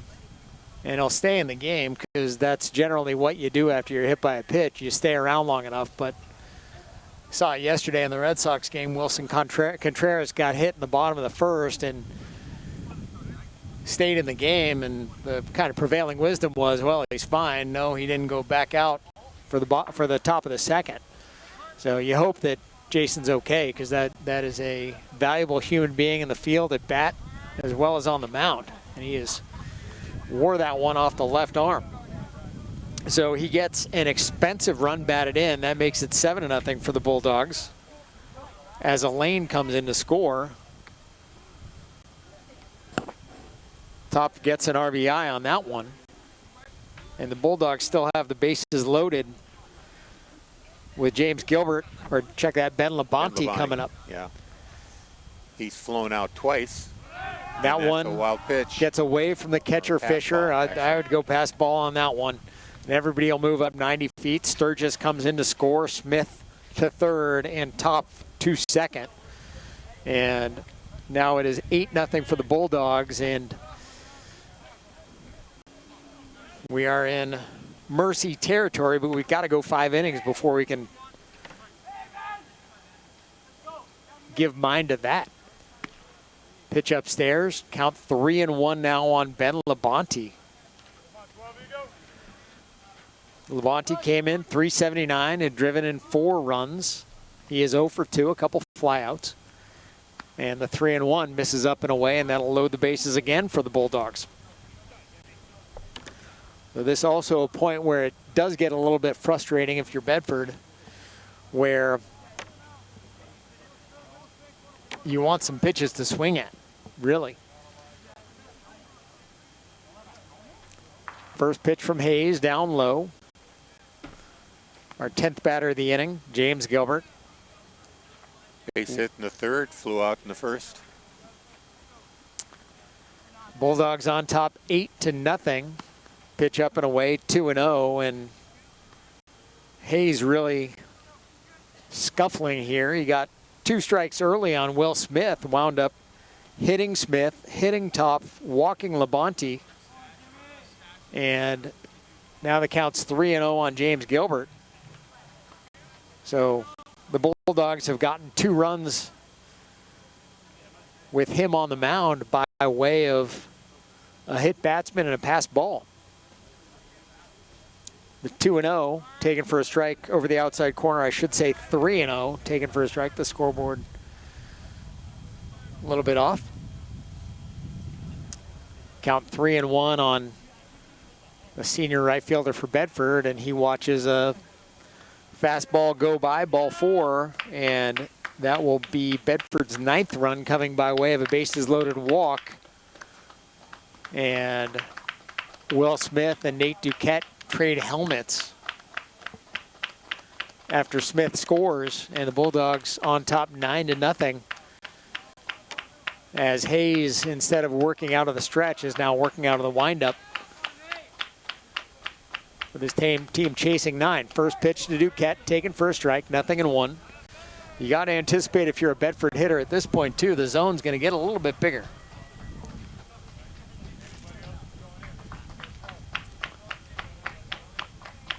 Hayes is 0-1 down low. Fisher picks it, 1-1.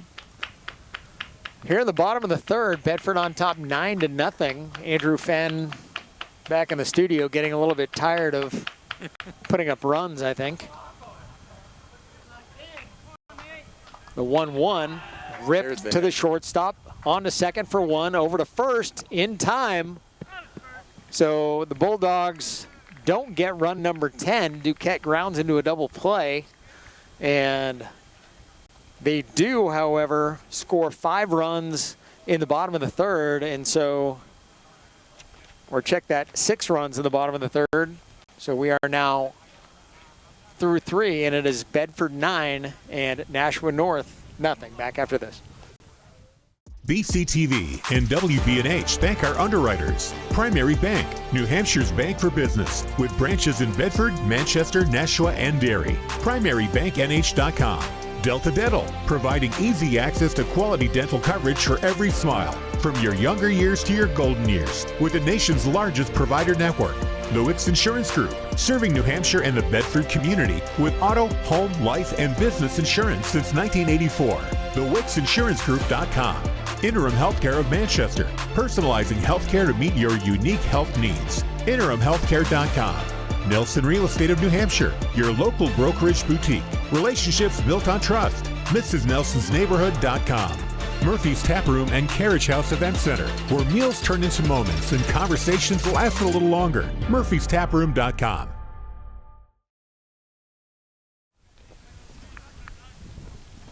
Surprised I got a glove on that one.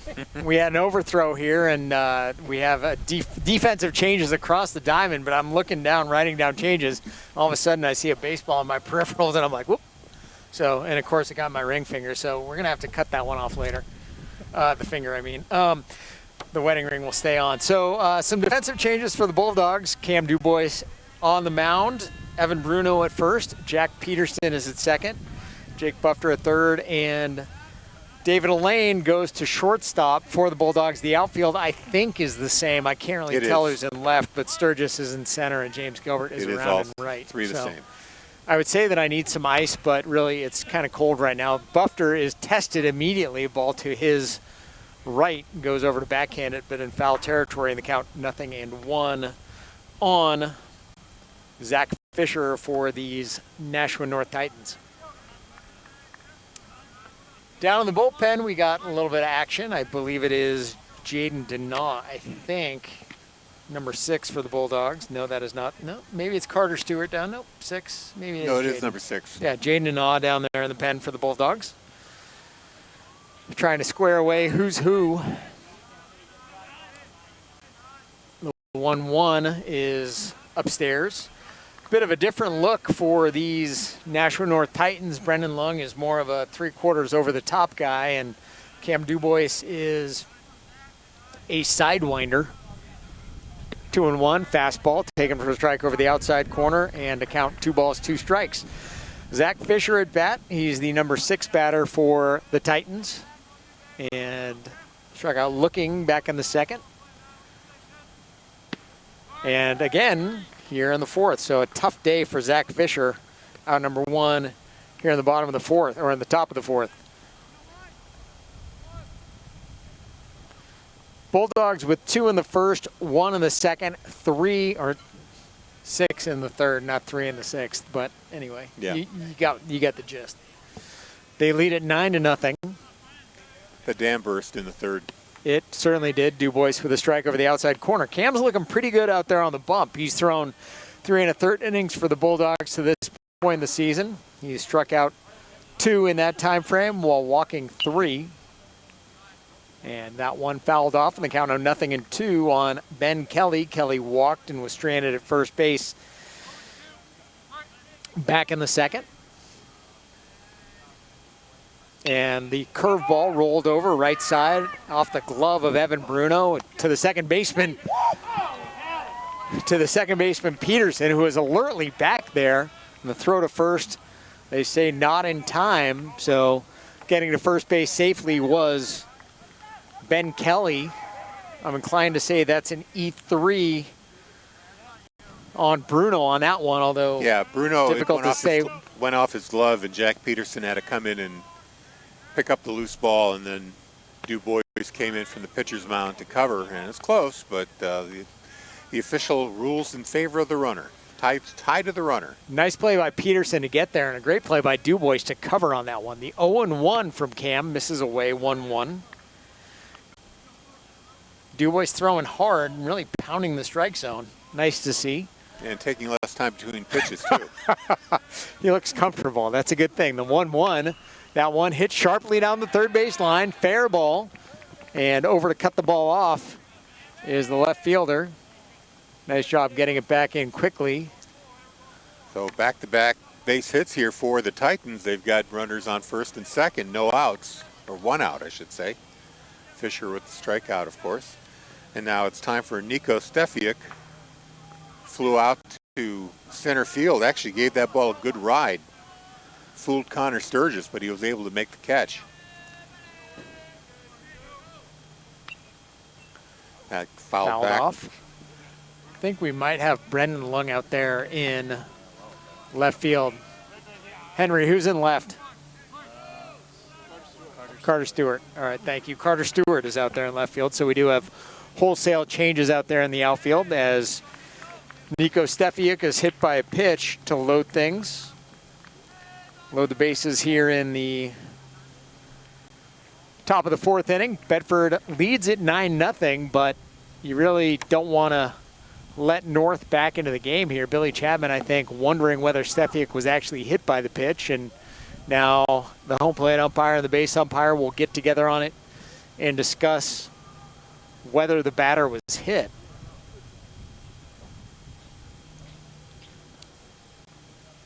See if anybody had a better view of it. And they say, I'm going to give him first. So the bases are full of Titans right now.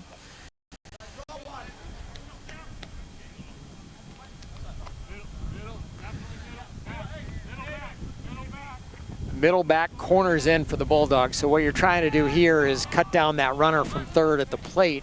And if you can get a double play up the middle, you'll certainly take that. That one cut on, fouled away by Dawson Bolton, 0 for 2 on the day. He flied out to right in the first, struck out swinging back in the third. First batter here in the top of the fourth, struck out looking. Nice pitch by Dubois, but it was taken for a ball away. The count 1-1 on Bolton. And that one fouled out of play by Bolton, and he's in a hole here, 1-2. But Dubois got into a little bit of hot water with an error on the first baseman that allowed the runner to get to first. And subsequent to that, it's been a base hit and a hit batsman. And the 1-2, a curveball that Duquette was doing his level best to try to frame, but might have been a bit high. And the count now 2-2. I know it was high, Bill. Come on, stop laughing. And that one, no, strike three called over the outside corner. Former umpire Bill Jennings approves, and down on strikes goes Dawson Bolton for out number 2 here in the top of the fourth. So 2 down, and the bag's full of Titans for Braden Willett, who's been on base twice today, a walk and a walk. He has advanced to second and third. That is as close as the Titans have come to scoring a run other than this opportunity. Fastball outside corner, 0-1 on Willett. Willett, the North third baseman. Now, second inning in a row, they've loaded the bases. This time, off speed, tried the outside corner, misses. Nolan Sullivan was picked off at second. That was a long time ago. I forgot about that. Yeah. Another time. In a land far away. It was a land far away. The 1-1, that one fouled off. Over our heads. Over our heads, into the bushes behind us. And the count now 1-2 on Willett. And Dubois, who got into some trouble, now trying to get himself out of trouble. And this time, roller, left side. And Bufter over to Bruno at first in time, 5-3 for the third out here in the top of the fourth inning. So the Titans load the bases, get nothing across. We're through 3.5. It's Bedford 9 and Nashua North, nothing. You know, it is easy to become a high school sports official. Just go to NHIAA.org to learn how. Officiating allows you to continue to be a role model by demonstrating qualities such as impartiality, fairness, and courage.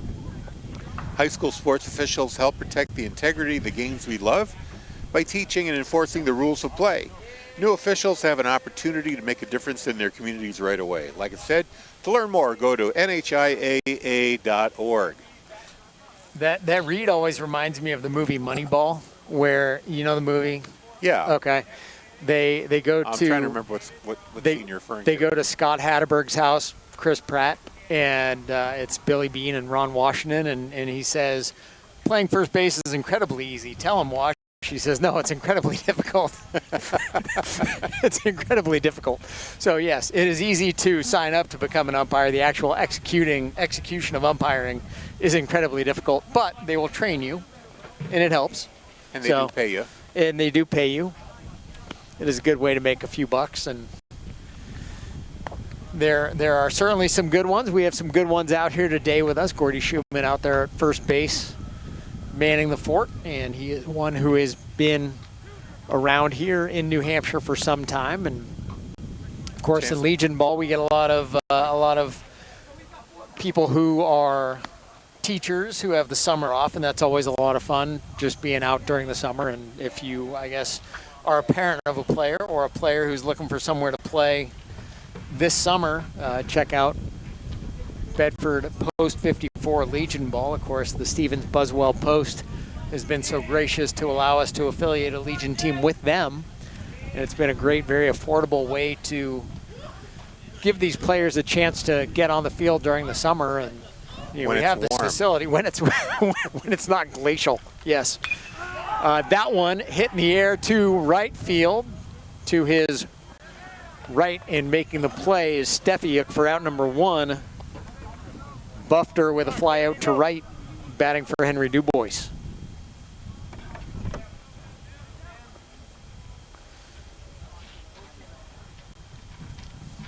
And so that will bring up Cam Dubois, batting for himself.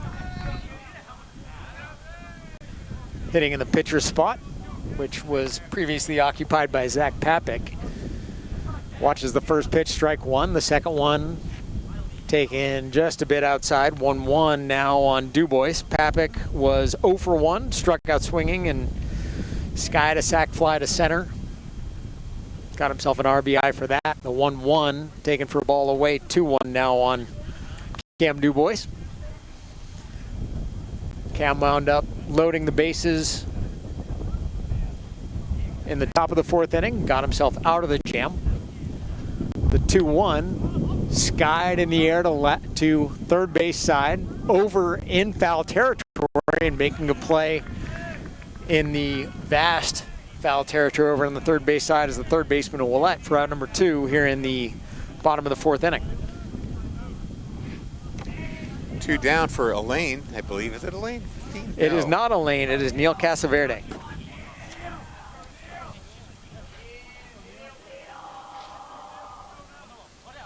Neil has been in the program. He is a junior here at BHS, and good to see some of these guys getting an at-bat. Neil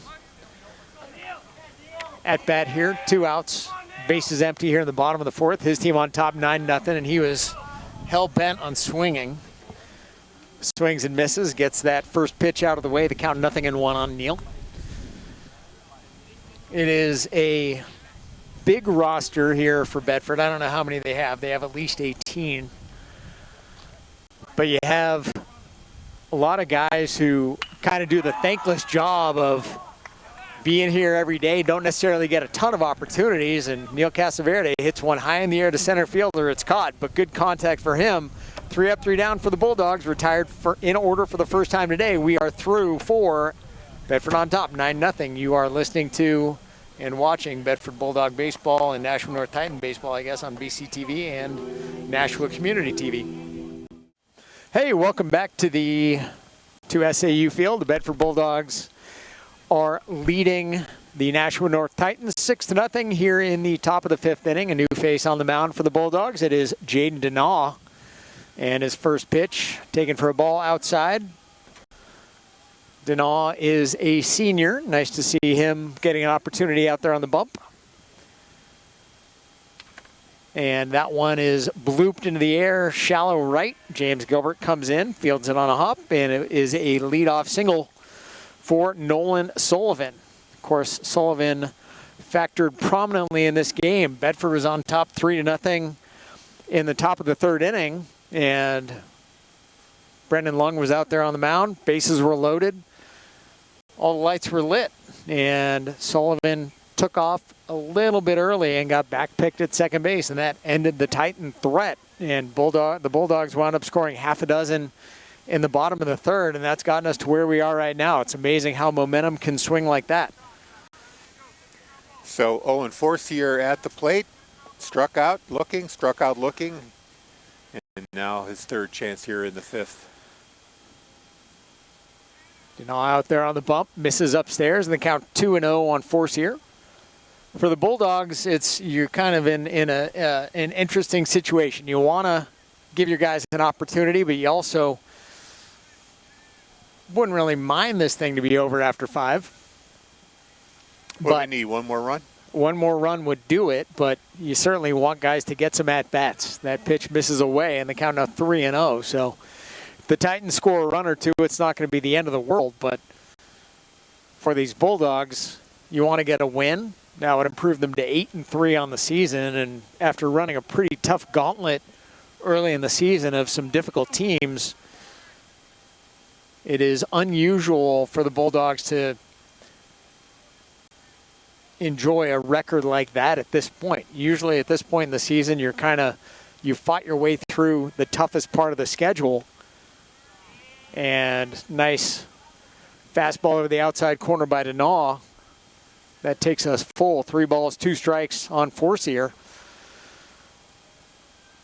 The Bulldogs usually scuffle in the early season and then pick up wins in the late season as the weather warms up. Well, that one ripped to left by Forcier, and over to his right to catch it on the fly is Carter Stewart. Forcier put good bat on ball, but Stewart making a nice play out there in the outfield for the first out here in the top of the 5th, and that'll bring up what looks to be a pinch hitter for the Titans, number 24. I'll get you a number or a name with that number just a minute. Avon Garcia, A-I-V-A-N, Avon Garcia, number 24. Avon Garcia pinch hitting for Jake Monroe. Garcia is a new face to us in the game. Monroe was 0 for 1 with a walk, and a pickoff throw to first base is wild. And all the way to third on that errant throw goes Sullivan. I'm assuming that one's going to be an E1. I was looking down for a brief second when that happened. So the pickoff results in the runner moving up 180 feet. And now North, with 1 out, has a man on third base chasing 9.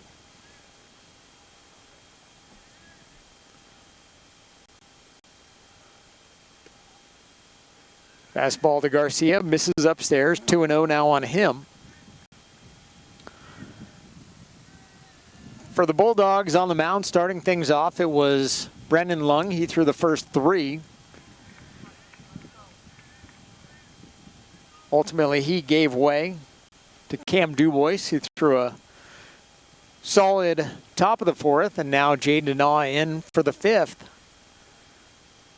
Uphill battle here against Garcia, the 3-0 taken for a strike, and the count now 3-1.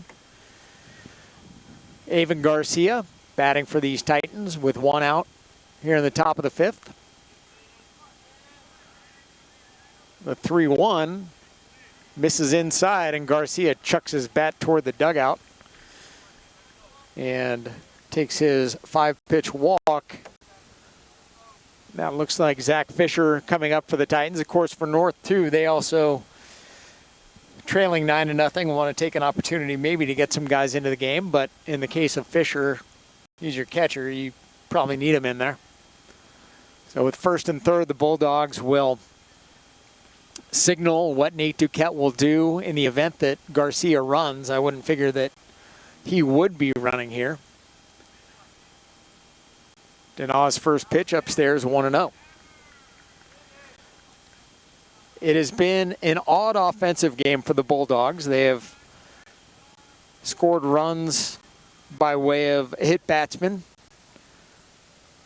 a walk, 4 wild pitches, a sac fly, and a partridge in a pear tree. The one thing we haven't seen is a run scored off a hit. We had one of those. Okay. David Elaine single to the left. That's back right. in the third, brought one home. That one fouled off. The count now 2-1 on Fisher.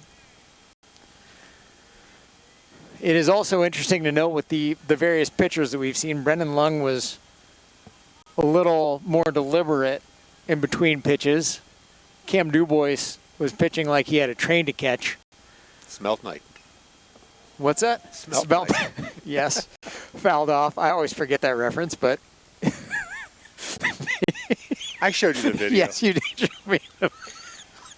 Yes. They took that one off SNL. Oh my God. Well, I mean, it does not rank in the top third of commonly referenced SNL bits, No. but that one, the curveball by Denaw, waved at by Fisher. He goes down on strikes for the third time today, and out number 2 here in the top of the 5th inning. Smelt night. You ever bring up Smelt night? Anybody else at Fenway? Do you remember that? No, because I only remember it when you bring it up.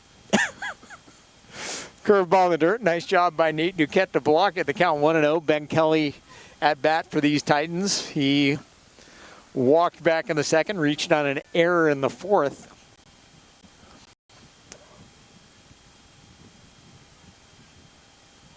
The 1-0 coming. Fastball hit high in the air to right. James Gilbert, a long way to go, and that one's going to get all the way to the wall. Kelly will round first, head to second. Garcia heads to third. They'll hold him there. And an RBI double for Ben Kelly. James Gilbert, I don't think, believed that Kelly was going to hit the ball that far, and Kelly gave that thing a ride. It went all the way to the wall, and this is not an easy ballpark to hit in. So Kelly saw one he liked, gave himself an RBI double. And the Titans get a run. They're 5th in 10 games. And they're threatening for more. Jaden Bolio at bat. He singled to left back in the 4th off of Dubois. Struck out back in the 2nd off Brendan Lung. And this time hits one down the left field line. It will go foul. And the count now 1-1 on Bolio. Nico Stefiuk is in the on-deck circle. But for Jaden Denaw, he's trying to do what he can to get rid of Bolio. Bulldogs on top 9-1. You want to keep it like this instead of letting these Titans back into the game. Fastball over the outside corner. And the count now 1-2 on Bolio.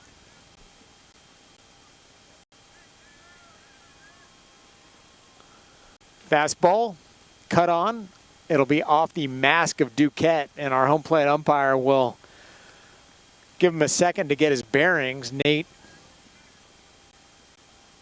got the ball back and immediately fired it back to the pitcher. But usually what you'll see in a situation like that, if a catcher wears one right between the eyes, is the umpire slowly walks the ball out to the mound, gives the catcher a chance to get his bearings. In this case, that protocol not followed. The 1-2, fastball up, 2-2 now. And that's kind of at any level you see that. Major leagues all the way down, but that was unique, I suppose. Denaw's 2-2, fastball upstairs, and the count runs full on Jaden Bolio. Now we saw that beautiful bender that Denaw threw against Zach Fisher to end that one. And see if he goes to the well one more time for the off speed. Denaw's 3-2, fouled off behind the plate. Count remains full. Bedford leading here 9-1, top of the 5th inning. Nashua North is threatening. Garcia at third, Kelly at second. And the curveball misses down low, and drawing a 7-pitch walk is Jaden Bolio, and that'll bring up the number 9 batter, Nico Stefiuk, who skied one to center to end the top of the 2nd. Now out to the mound is Adam Perkins. Steffiak hit one to center in the top of the second. And Connor Sturgis out in center field made a great play to get back on the ball and make the catch to end the inning. But Perkins out there talks to Denaw. The Bulldogs congregate at the mound and then disperse, and Denaw will have the opportunity to try to end things here in the top of the fifth. Steffiak walks, that'll bring one in. And now it's back, okay. So we just walked one in? We just walked one in. It is 9-2 in favor of the Bulldogs, and Jaden Denaw in a little bit of trouble here with 2 outs here in the top of the fifth inning, and some different faces heading on down to the bullpen. It's Zach Papik making his way down along with Will Smith. There he is. I'm not sure who's warming up, whether it's Ben Labonte, Henry Dubois, Zach Papik, but any of those combinations. Got Bolton at the plate, top of the order. He just swung. It is Bolton. Struck out twice, flew out to right field. Fastball misses high 1-1. The Titans are dangerously close of having everyone go up at bat. They are making this one into a game here.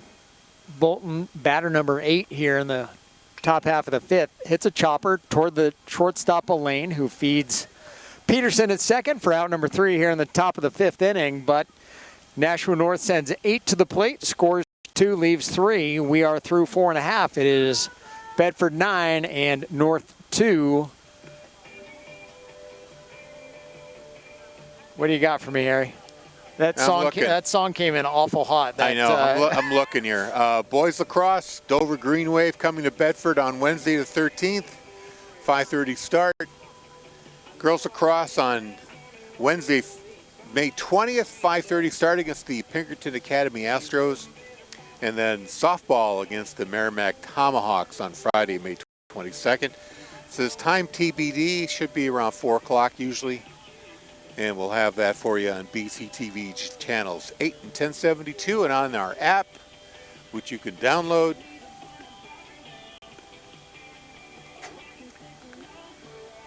Soon enough you'll be able to. Can you download? Is it on the App Store now? Well, the BCTV app is, yeah. Our Bedford 105 app is at least on Android is days away, hopefully, from being approved and put out there on the Android Play Store. There you go. All right.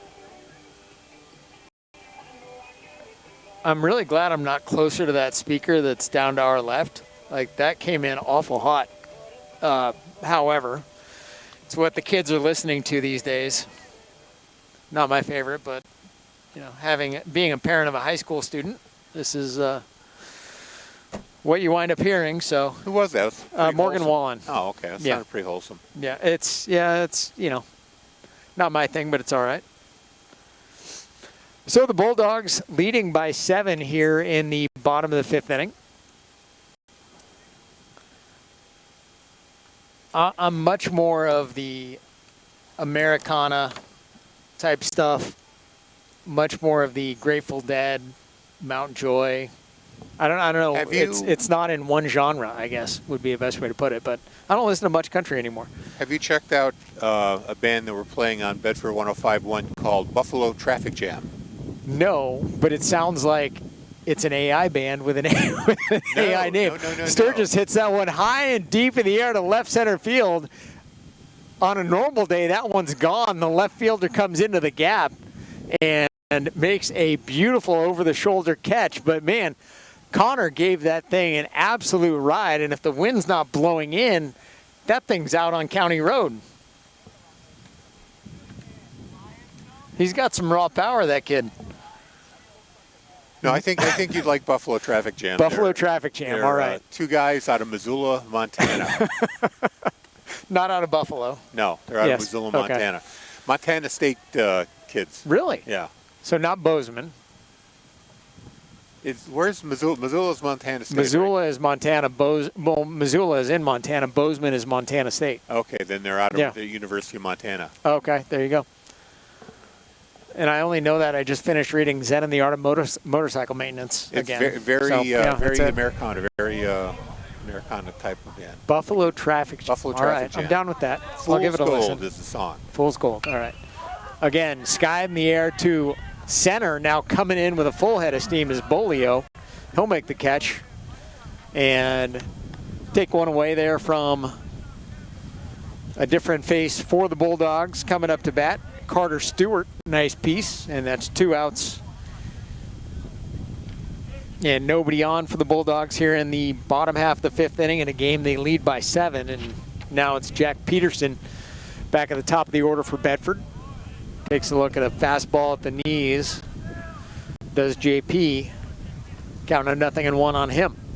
Carter Hayes has done a nice job for Nashua. Really has settled down. He came in and initially your thought was, man, this man's going to struggle. Hit the first 2 guys he saw, then walked the next 2, somehow induced a double play ground out from Nate Duquette. And since then, he has set down the 5 subsequent batters. So Hayes has done a great job for these Titans out of the bullpen, and in this case, strikes Peterson out on 3 pitches. So we are now through 5. The Bulldogs lead it 9-2. You are watching Bedford Bulldogs baseball on BCTV and Nashua Community Television. Are we back? We're back. We're back. We're back. All right. Hey, cool. Things are falling apart here. It's windy and we're losing track of our score sheets and all that stuff. So regardless, we are here. It is the top of the 6th inning at SAU Field. Lauren Fox alongside Harry Kozlowski, although I'm not sure after that graceful bringing us back that I really wanted to identify myself, but yes, here I am. So it is 9-2 in favor of the Bedford Bulldogs. Jaden Denaw out here on the hill, and he will face 2-3-4 for the Titans. Braden Willett, Nolan Sullivan, Owen Forcier. And misses just up with an off-speed pitch, and the count of 3-0 on Willett. Denaw let a pair of runs cross for these Titans back in the top of the 5th, and this time on the 3-0. Nicks the outside corner, 3-1. Some more activity down in the bullpen for the Bulldogs, although I'm not quite sure who's doing what. Zach Papik is going to guard things. And Will Smith. Will Smith, yep, there he is, the Fresh Prince down in the bullpen. Yep, I don't know when the last time I saw Will Smith on the mound was, but here we are. It's been a minute. He is an athlete, though, and he will compete. The 3-2 fouled back to the screen. Count hangs on. 3 balls, 2 strikes on Braden Willett. Willett, to this point in the game, 0 for 1 with a pair of walks. Grounded out back in the 4th, walked in the 1st and the 3rd. Now the payoff pitch coming. Woo, boy, awfully close, Bill Jennings say. Bill Jennings thought that was strike 3 called. You would think that a guy like Bill, who had spent so much time umpiring, would take it easier on the umpires, but really, he's being awfully critical today. Harrison Joshi was at bat for Willett. Who was that? Harrison Joshi or Joshi. Okay. Joshi, number 10. Now it's Monroe. Monroe.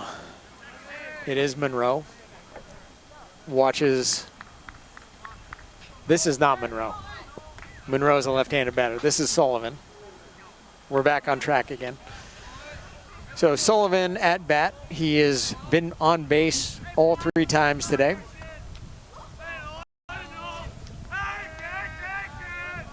Couple walks, singled, scored his last time up. This time fouls it off, and a count 1-1 on Sullivan.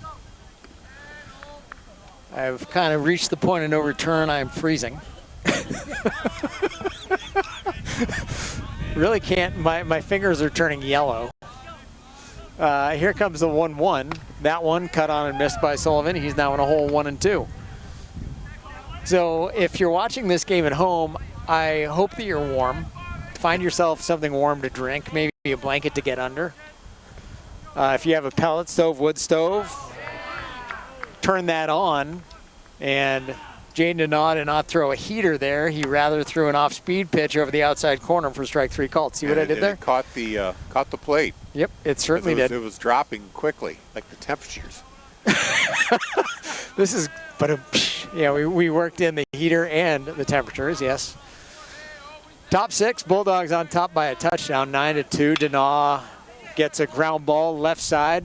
Bufter fields it, throws to first, or throws to second for 1. No throw coming from Peterson, but got to say, nice play on both ends there. First, Bufter getting the lead runner, and second, JP getting to second base alertly for that forced play. So reaching on a fielder's choice is force here, and out 5-4 on the putout was Joshi, and now stepping to bat is Avon Garcia, who walked and came in to score back in inning number 5. Garcia scored on a bases loaded walk to Nico Stefiuk.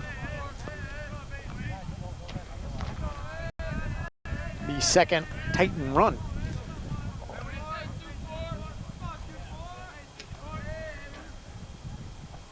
There is a story about Vin Scully when he was, I don't even know if he was out of Fordham at that point, but he got somehow contracted to do, might have been an Army-Navy football game at Fenway Park. Have you heard this? No, I don't think so. So Scully goes there, and that pitch is taken for a strike over the outside corner, 2-1. And of course, Vin Scully is like my dude. He's growing up in Southern California, my hero. And snowstorm, and I think Scully didn't even really have much more than a thin coat. And they didn't put him in the press box at Fenway. They put him on the roof. Oh, boy. And he broadcast the entire game from the roof in the cold. And as Garcia hits a little flare to shallow center, going out, making the catch over the shoulder is Elaine for out number 3. A nice job by Jaden Denaud to get out of the inning. And that'll do it for the Titans here in the top of the 6th inning. And because we're not going to a commercial break, I'm just going to keep talking and finish the story, but which is why I started it. But the weekend ends, and somehow word gets out to CBS management that Scully did this entire game wearing almost no clothing on the roof of the press box at Fenway. And they say, we can't even believe that this kid did this. And that was a big part of the reason why he got some notoriety and started getting staffed on games. I mean, he was in his early 20s at that point. And I mean, famously, he did Dodger games for 70 years, almost 70 years. I mean, it was, yeah, but that was how he got his start, because he was at Fenway Park on a freezing day. And unlike us, didn't say a word about the fact. We're not getting our big break. No, I'm not whining. I mean, you know what, though? Vince Scully was wearing shoes. I'm not wearing shoes today. So it's part of my NIL deal with Rainbow Sandals. I'm not allowed to wear shoes. So, yeah, I take it where I can get it. Well, while I've got a moment here, let's thank our underwriters. Yes, please do. For making this coverage and our ability to complain about the weather. Rainbow Sandals is not one of our underwriters. I just want to go on record with that. They make it possible on BCTV. They include Primary Bank, Northeast Delta Dental, the Wicks Insurance Group, Interim Healthcare of Manchester, Nelson Real Estate New Hampshire, and Murphy's Tap Room and Carriage House Event Center. Thank you very much.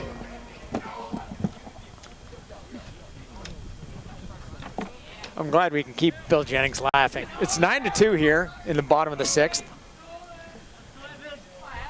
Evan Bruno comes to bat for the Bulldogs, looking for his first hit this season. I do not want a hat. My hair looks good today there, Harry. Okay. Come on. I got it. This is a TV game.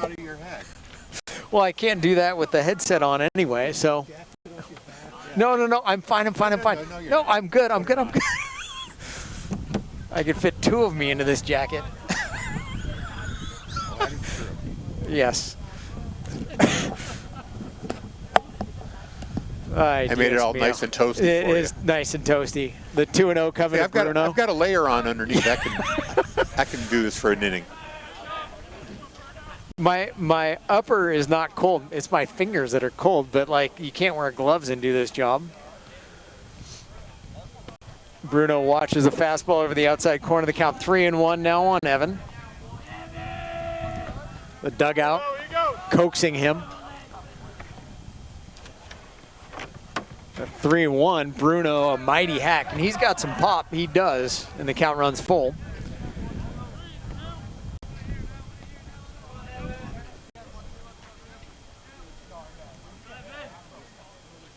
The payoff pitch comes. Bruno hits that one a mile high. Fisher's got room behind home plate to get there. Will he make a play? No. He does not. So the football game that we were just talking about, Boston University against Maryland. Okay. Scully was on the roof, and it was mid-November, and he left his coat, hat, and gloves in the hotel room, preferring to be unencumbered. And he said, "It was cold, but I thought naively, dumbly, I'm going to be working for a network. I'll have a big booth." Payoff pitch coming, misses high, and Bruno will coax a full count walkout. So instead, he arrived at Fenway Park to discover that he would be calling the game from the roof, exposed to the elements. He did an adequate job that day, and considering the conditions, impressed Hall of Fame broadcaster Red Barber. So when Ernie Harwell left the Dodgers booth to call games for the Giants, Barber remembered Scully and brought the 22-year-old along with him. How do you like that? And now the sun is in our eyes. I'm going to give you your coat back because I need a little bit of mobility. That one ripped by James Gilbert into the left center field gap. It's going to get down all the way to the wall. Rounding second, heading for third is Bruno. He'll get there. Stand-up double for James Gilbert. And the Bulldogs lead at 9-2 and are trying to put a final nail in the coffin of the Titans. It will require them scoring 3 here in the bottom of the 6th. I do appreciate your generosity and concern for my well-being with your nice WBNH zip-up. So now for the Bulldogs, it is another power hitter coming, Nate Duquette. Nate watches an off-speed over the outside corner, nothing, or 1-0, I should say. Nate has walked and scored twice and grounded into a double play back in the 3rd. The 1-0 to Nate, taken for a ball away, 2-0 now on him.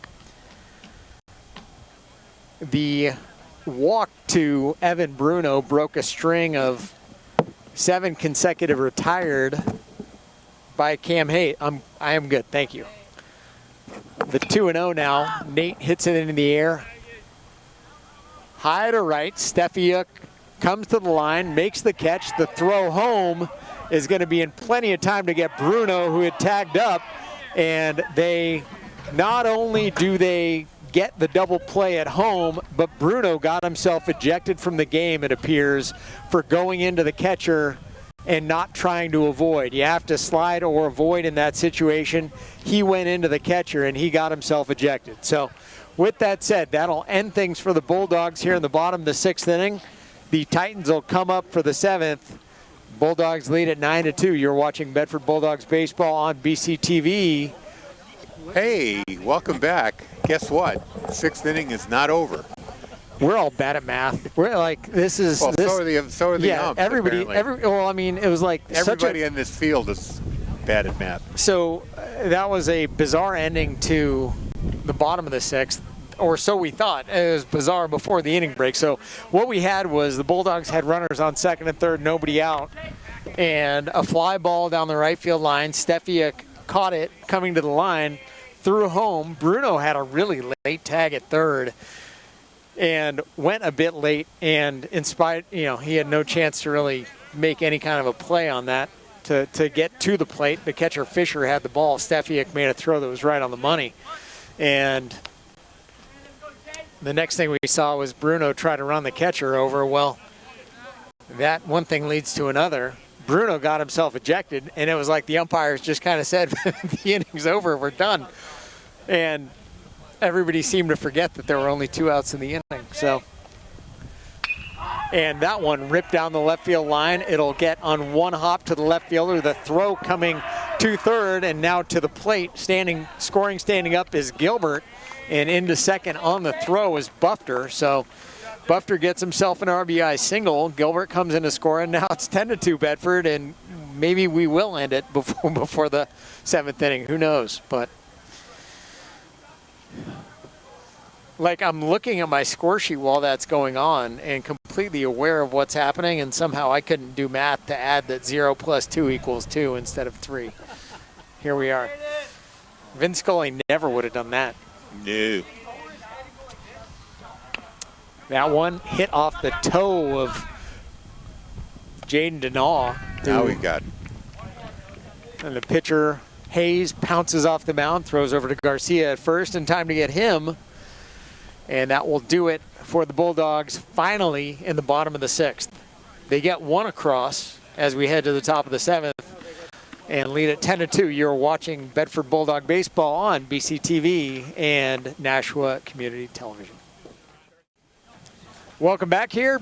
Top of the 7th inning. Bedford Bulldogs leading the Nashua North Titans by the score of 10-2. Lauren Fox alongside Harry Kozlowski, and there are no outs here in the top of the 7th inning. I'm just saying that for everybody's edification. The Bulldogs have changed up their defense to replace Evan Bruno, who was sent packing. And in his stead is Ben Labonte, who started the game over at first base.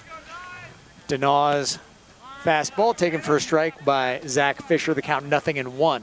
Nashua North's got some heavy lifting ahead of them. They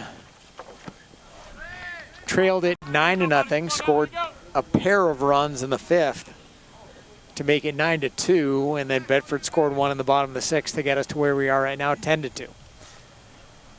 Comes the 1-1. That one misses in. 2-1 now on Fisher. Bedford scored a pair back in the 1st on wild pitches. They scored one in the 2nd by way of a wild pitch. Fastball from Denaw, great one over the outside corner, 2-2 now.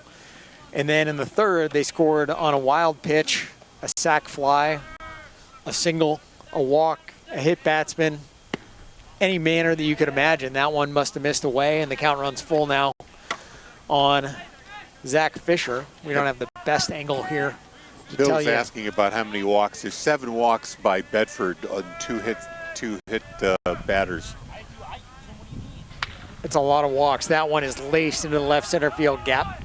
And over to glove it is Carter Stewart. Gets it back in quickly. Fisher picks up a base hit, his first of the game. So he had a golden sombrero. He's 0 for 3 with 3 strikeouts to start things off. And now he has himself a single. And that'll bring up Ben Kelly with nobody out and a man on first here in the top of the 7th inning. And the Titans had 9 walks and 1, 2, 3 hit batters. So 16 walks. Really? Between both teams? Is that really right? Yeah. No way. I'm looking at a score sheet. This is hard to tabulate. Anyway.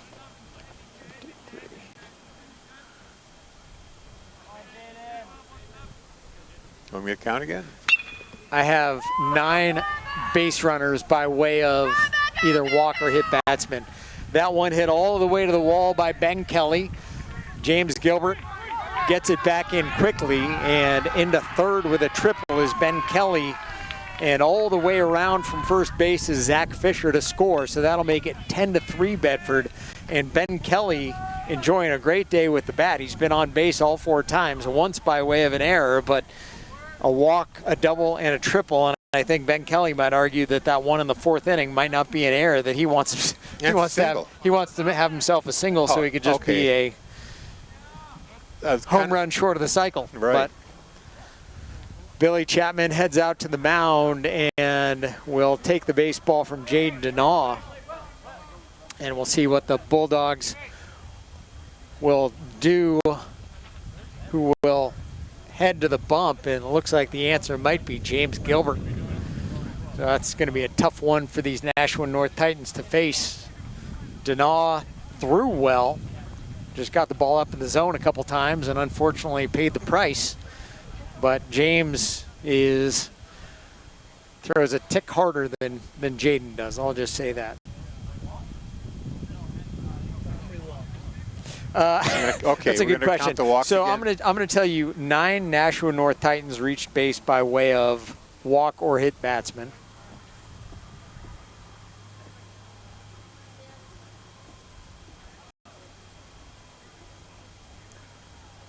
And 11 Bedford Bulldogs reached by way of a walk or hit batsman. That's not exactly. I'll tell you what. Sometimes when you lose a game, you always have stuff to work on. There's always something you can work on. When you win a game, sometimes you don't get that something you can work on. And in this case, the Bulldogs certainly have something they can work on. First pitch strikes. The first pitch strike percentage has not really been where you want it to be. You're not getting ahead. You're not really pounding the zone. So that would be, if I was going to say one area of improvement for the Bulldogs, that would be it. We need to put a mic in front of Bill Jennings to get his thoughts. Well, I think Coach Chapman wanted to give some of his bench players some time, so he didn't exactly put out his big throwers. Well, that's true. That's true. Well, Brendan Lung's, but I'll say early in the season, though, he has been uncharacteristically less precise than he usually is. So that's been a bit of a difference. And so just getting everything straight as far as the defensive alignment for these Bulldogs. Ben Labonte is on the mound, the lefty, sophomore. Moving to first base is James Gilbert. First pitch from Labonte, cut on and missed. They count 0-1 on Jaden Bolio.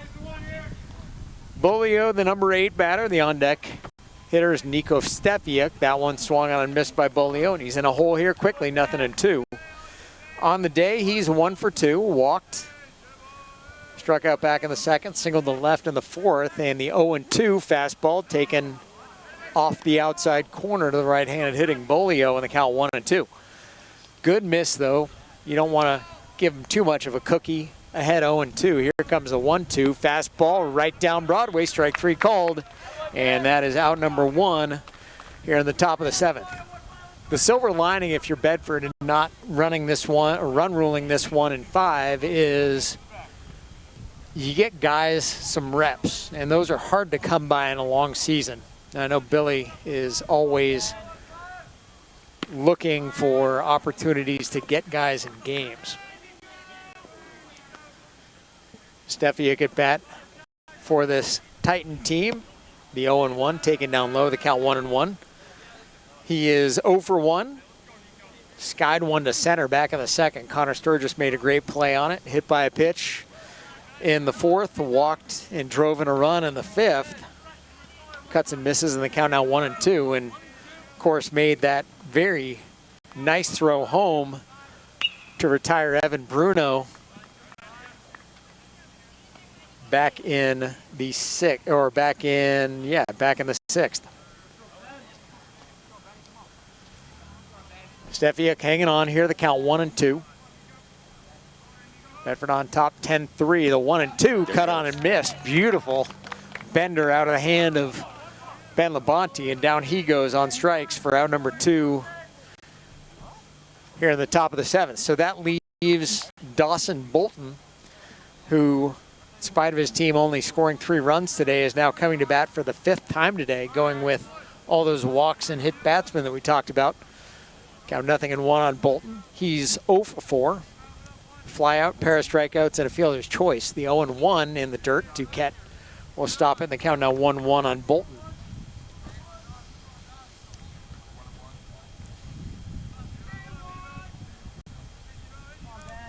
Labonte gets a ground ball. Peterson in a couple, over to first in time, and that will do it for North.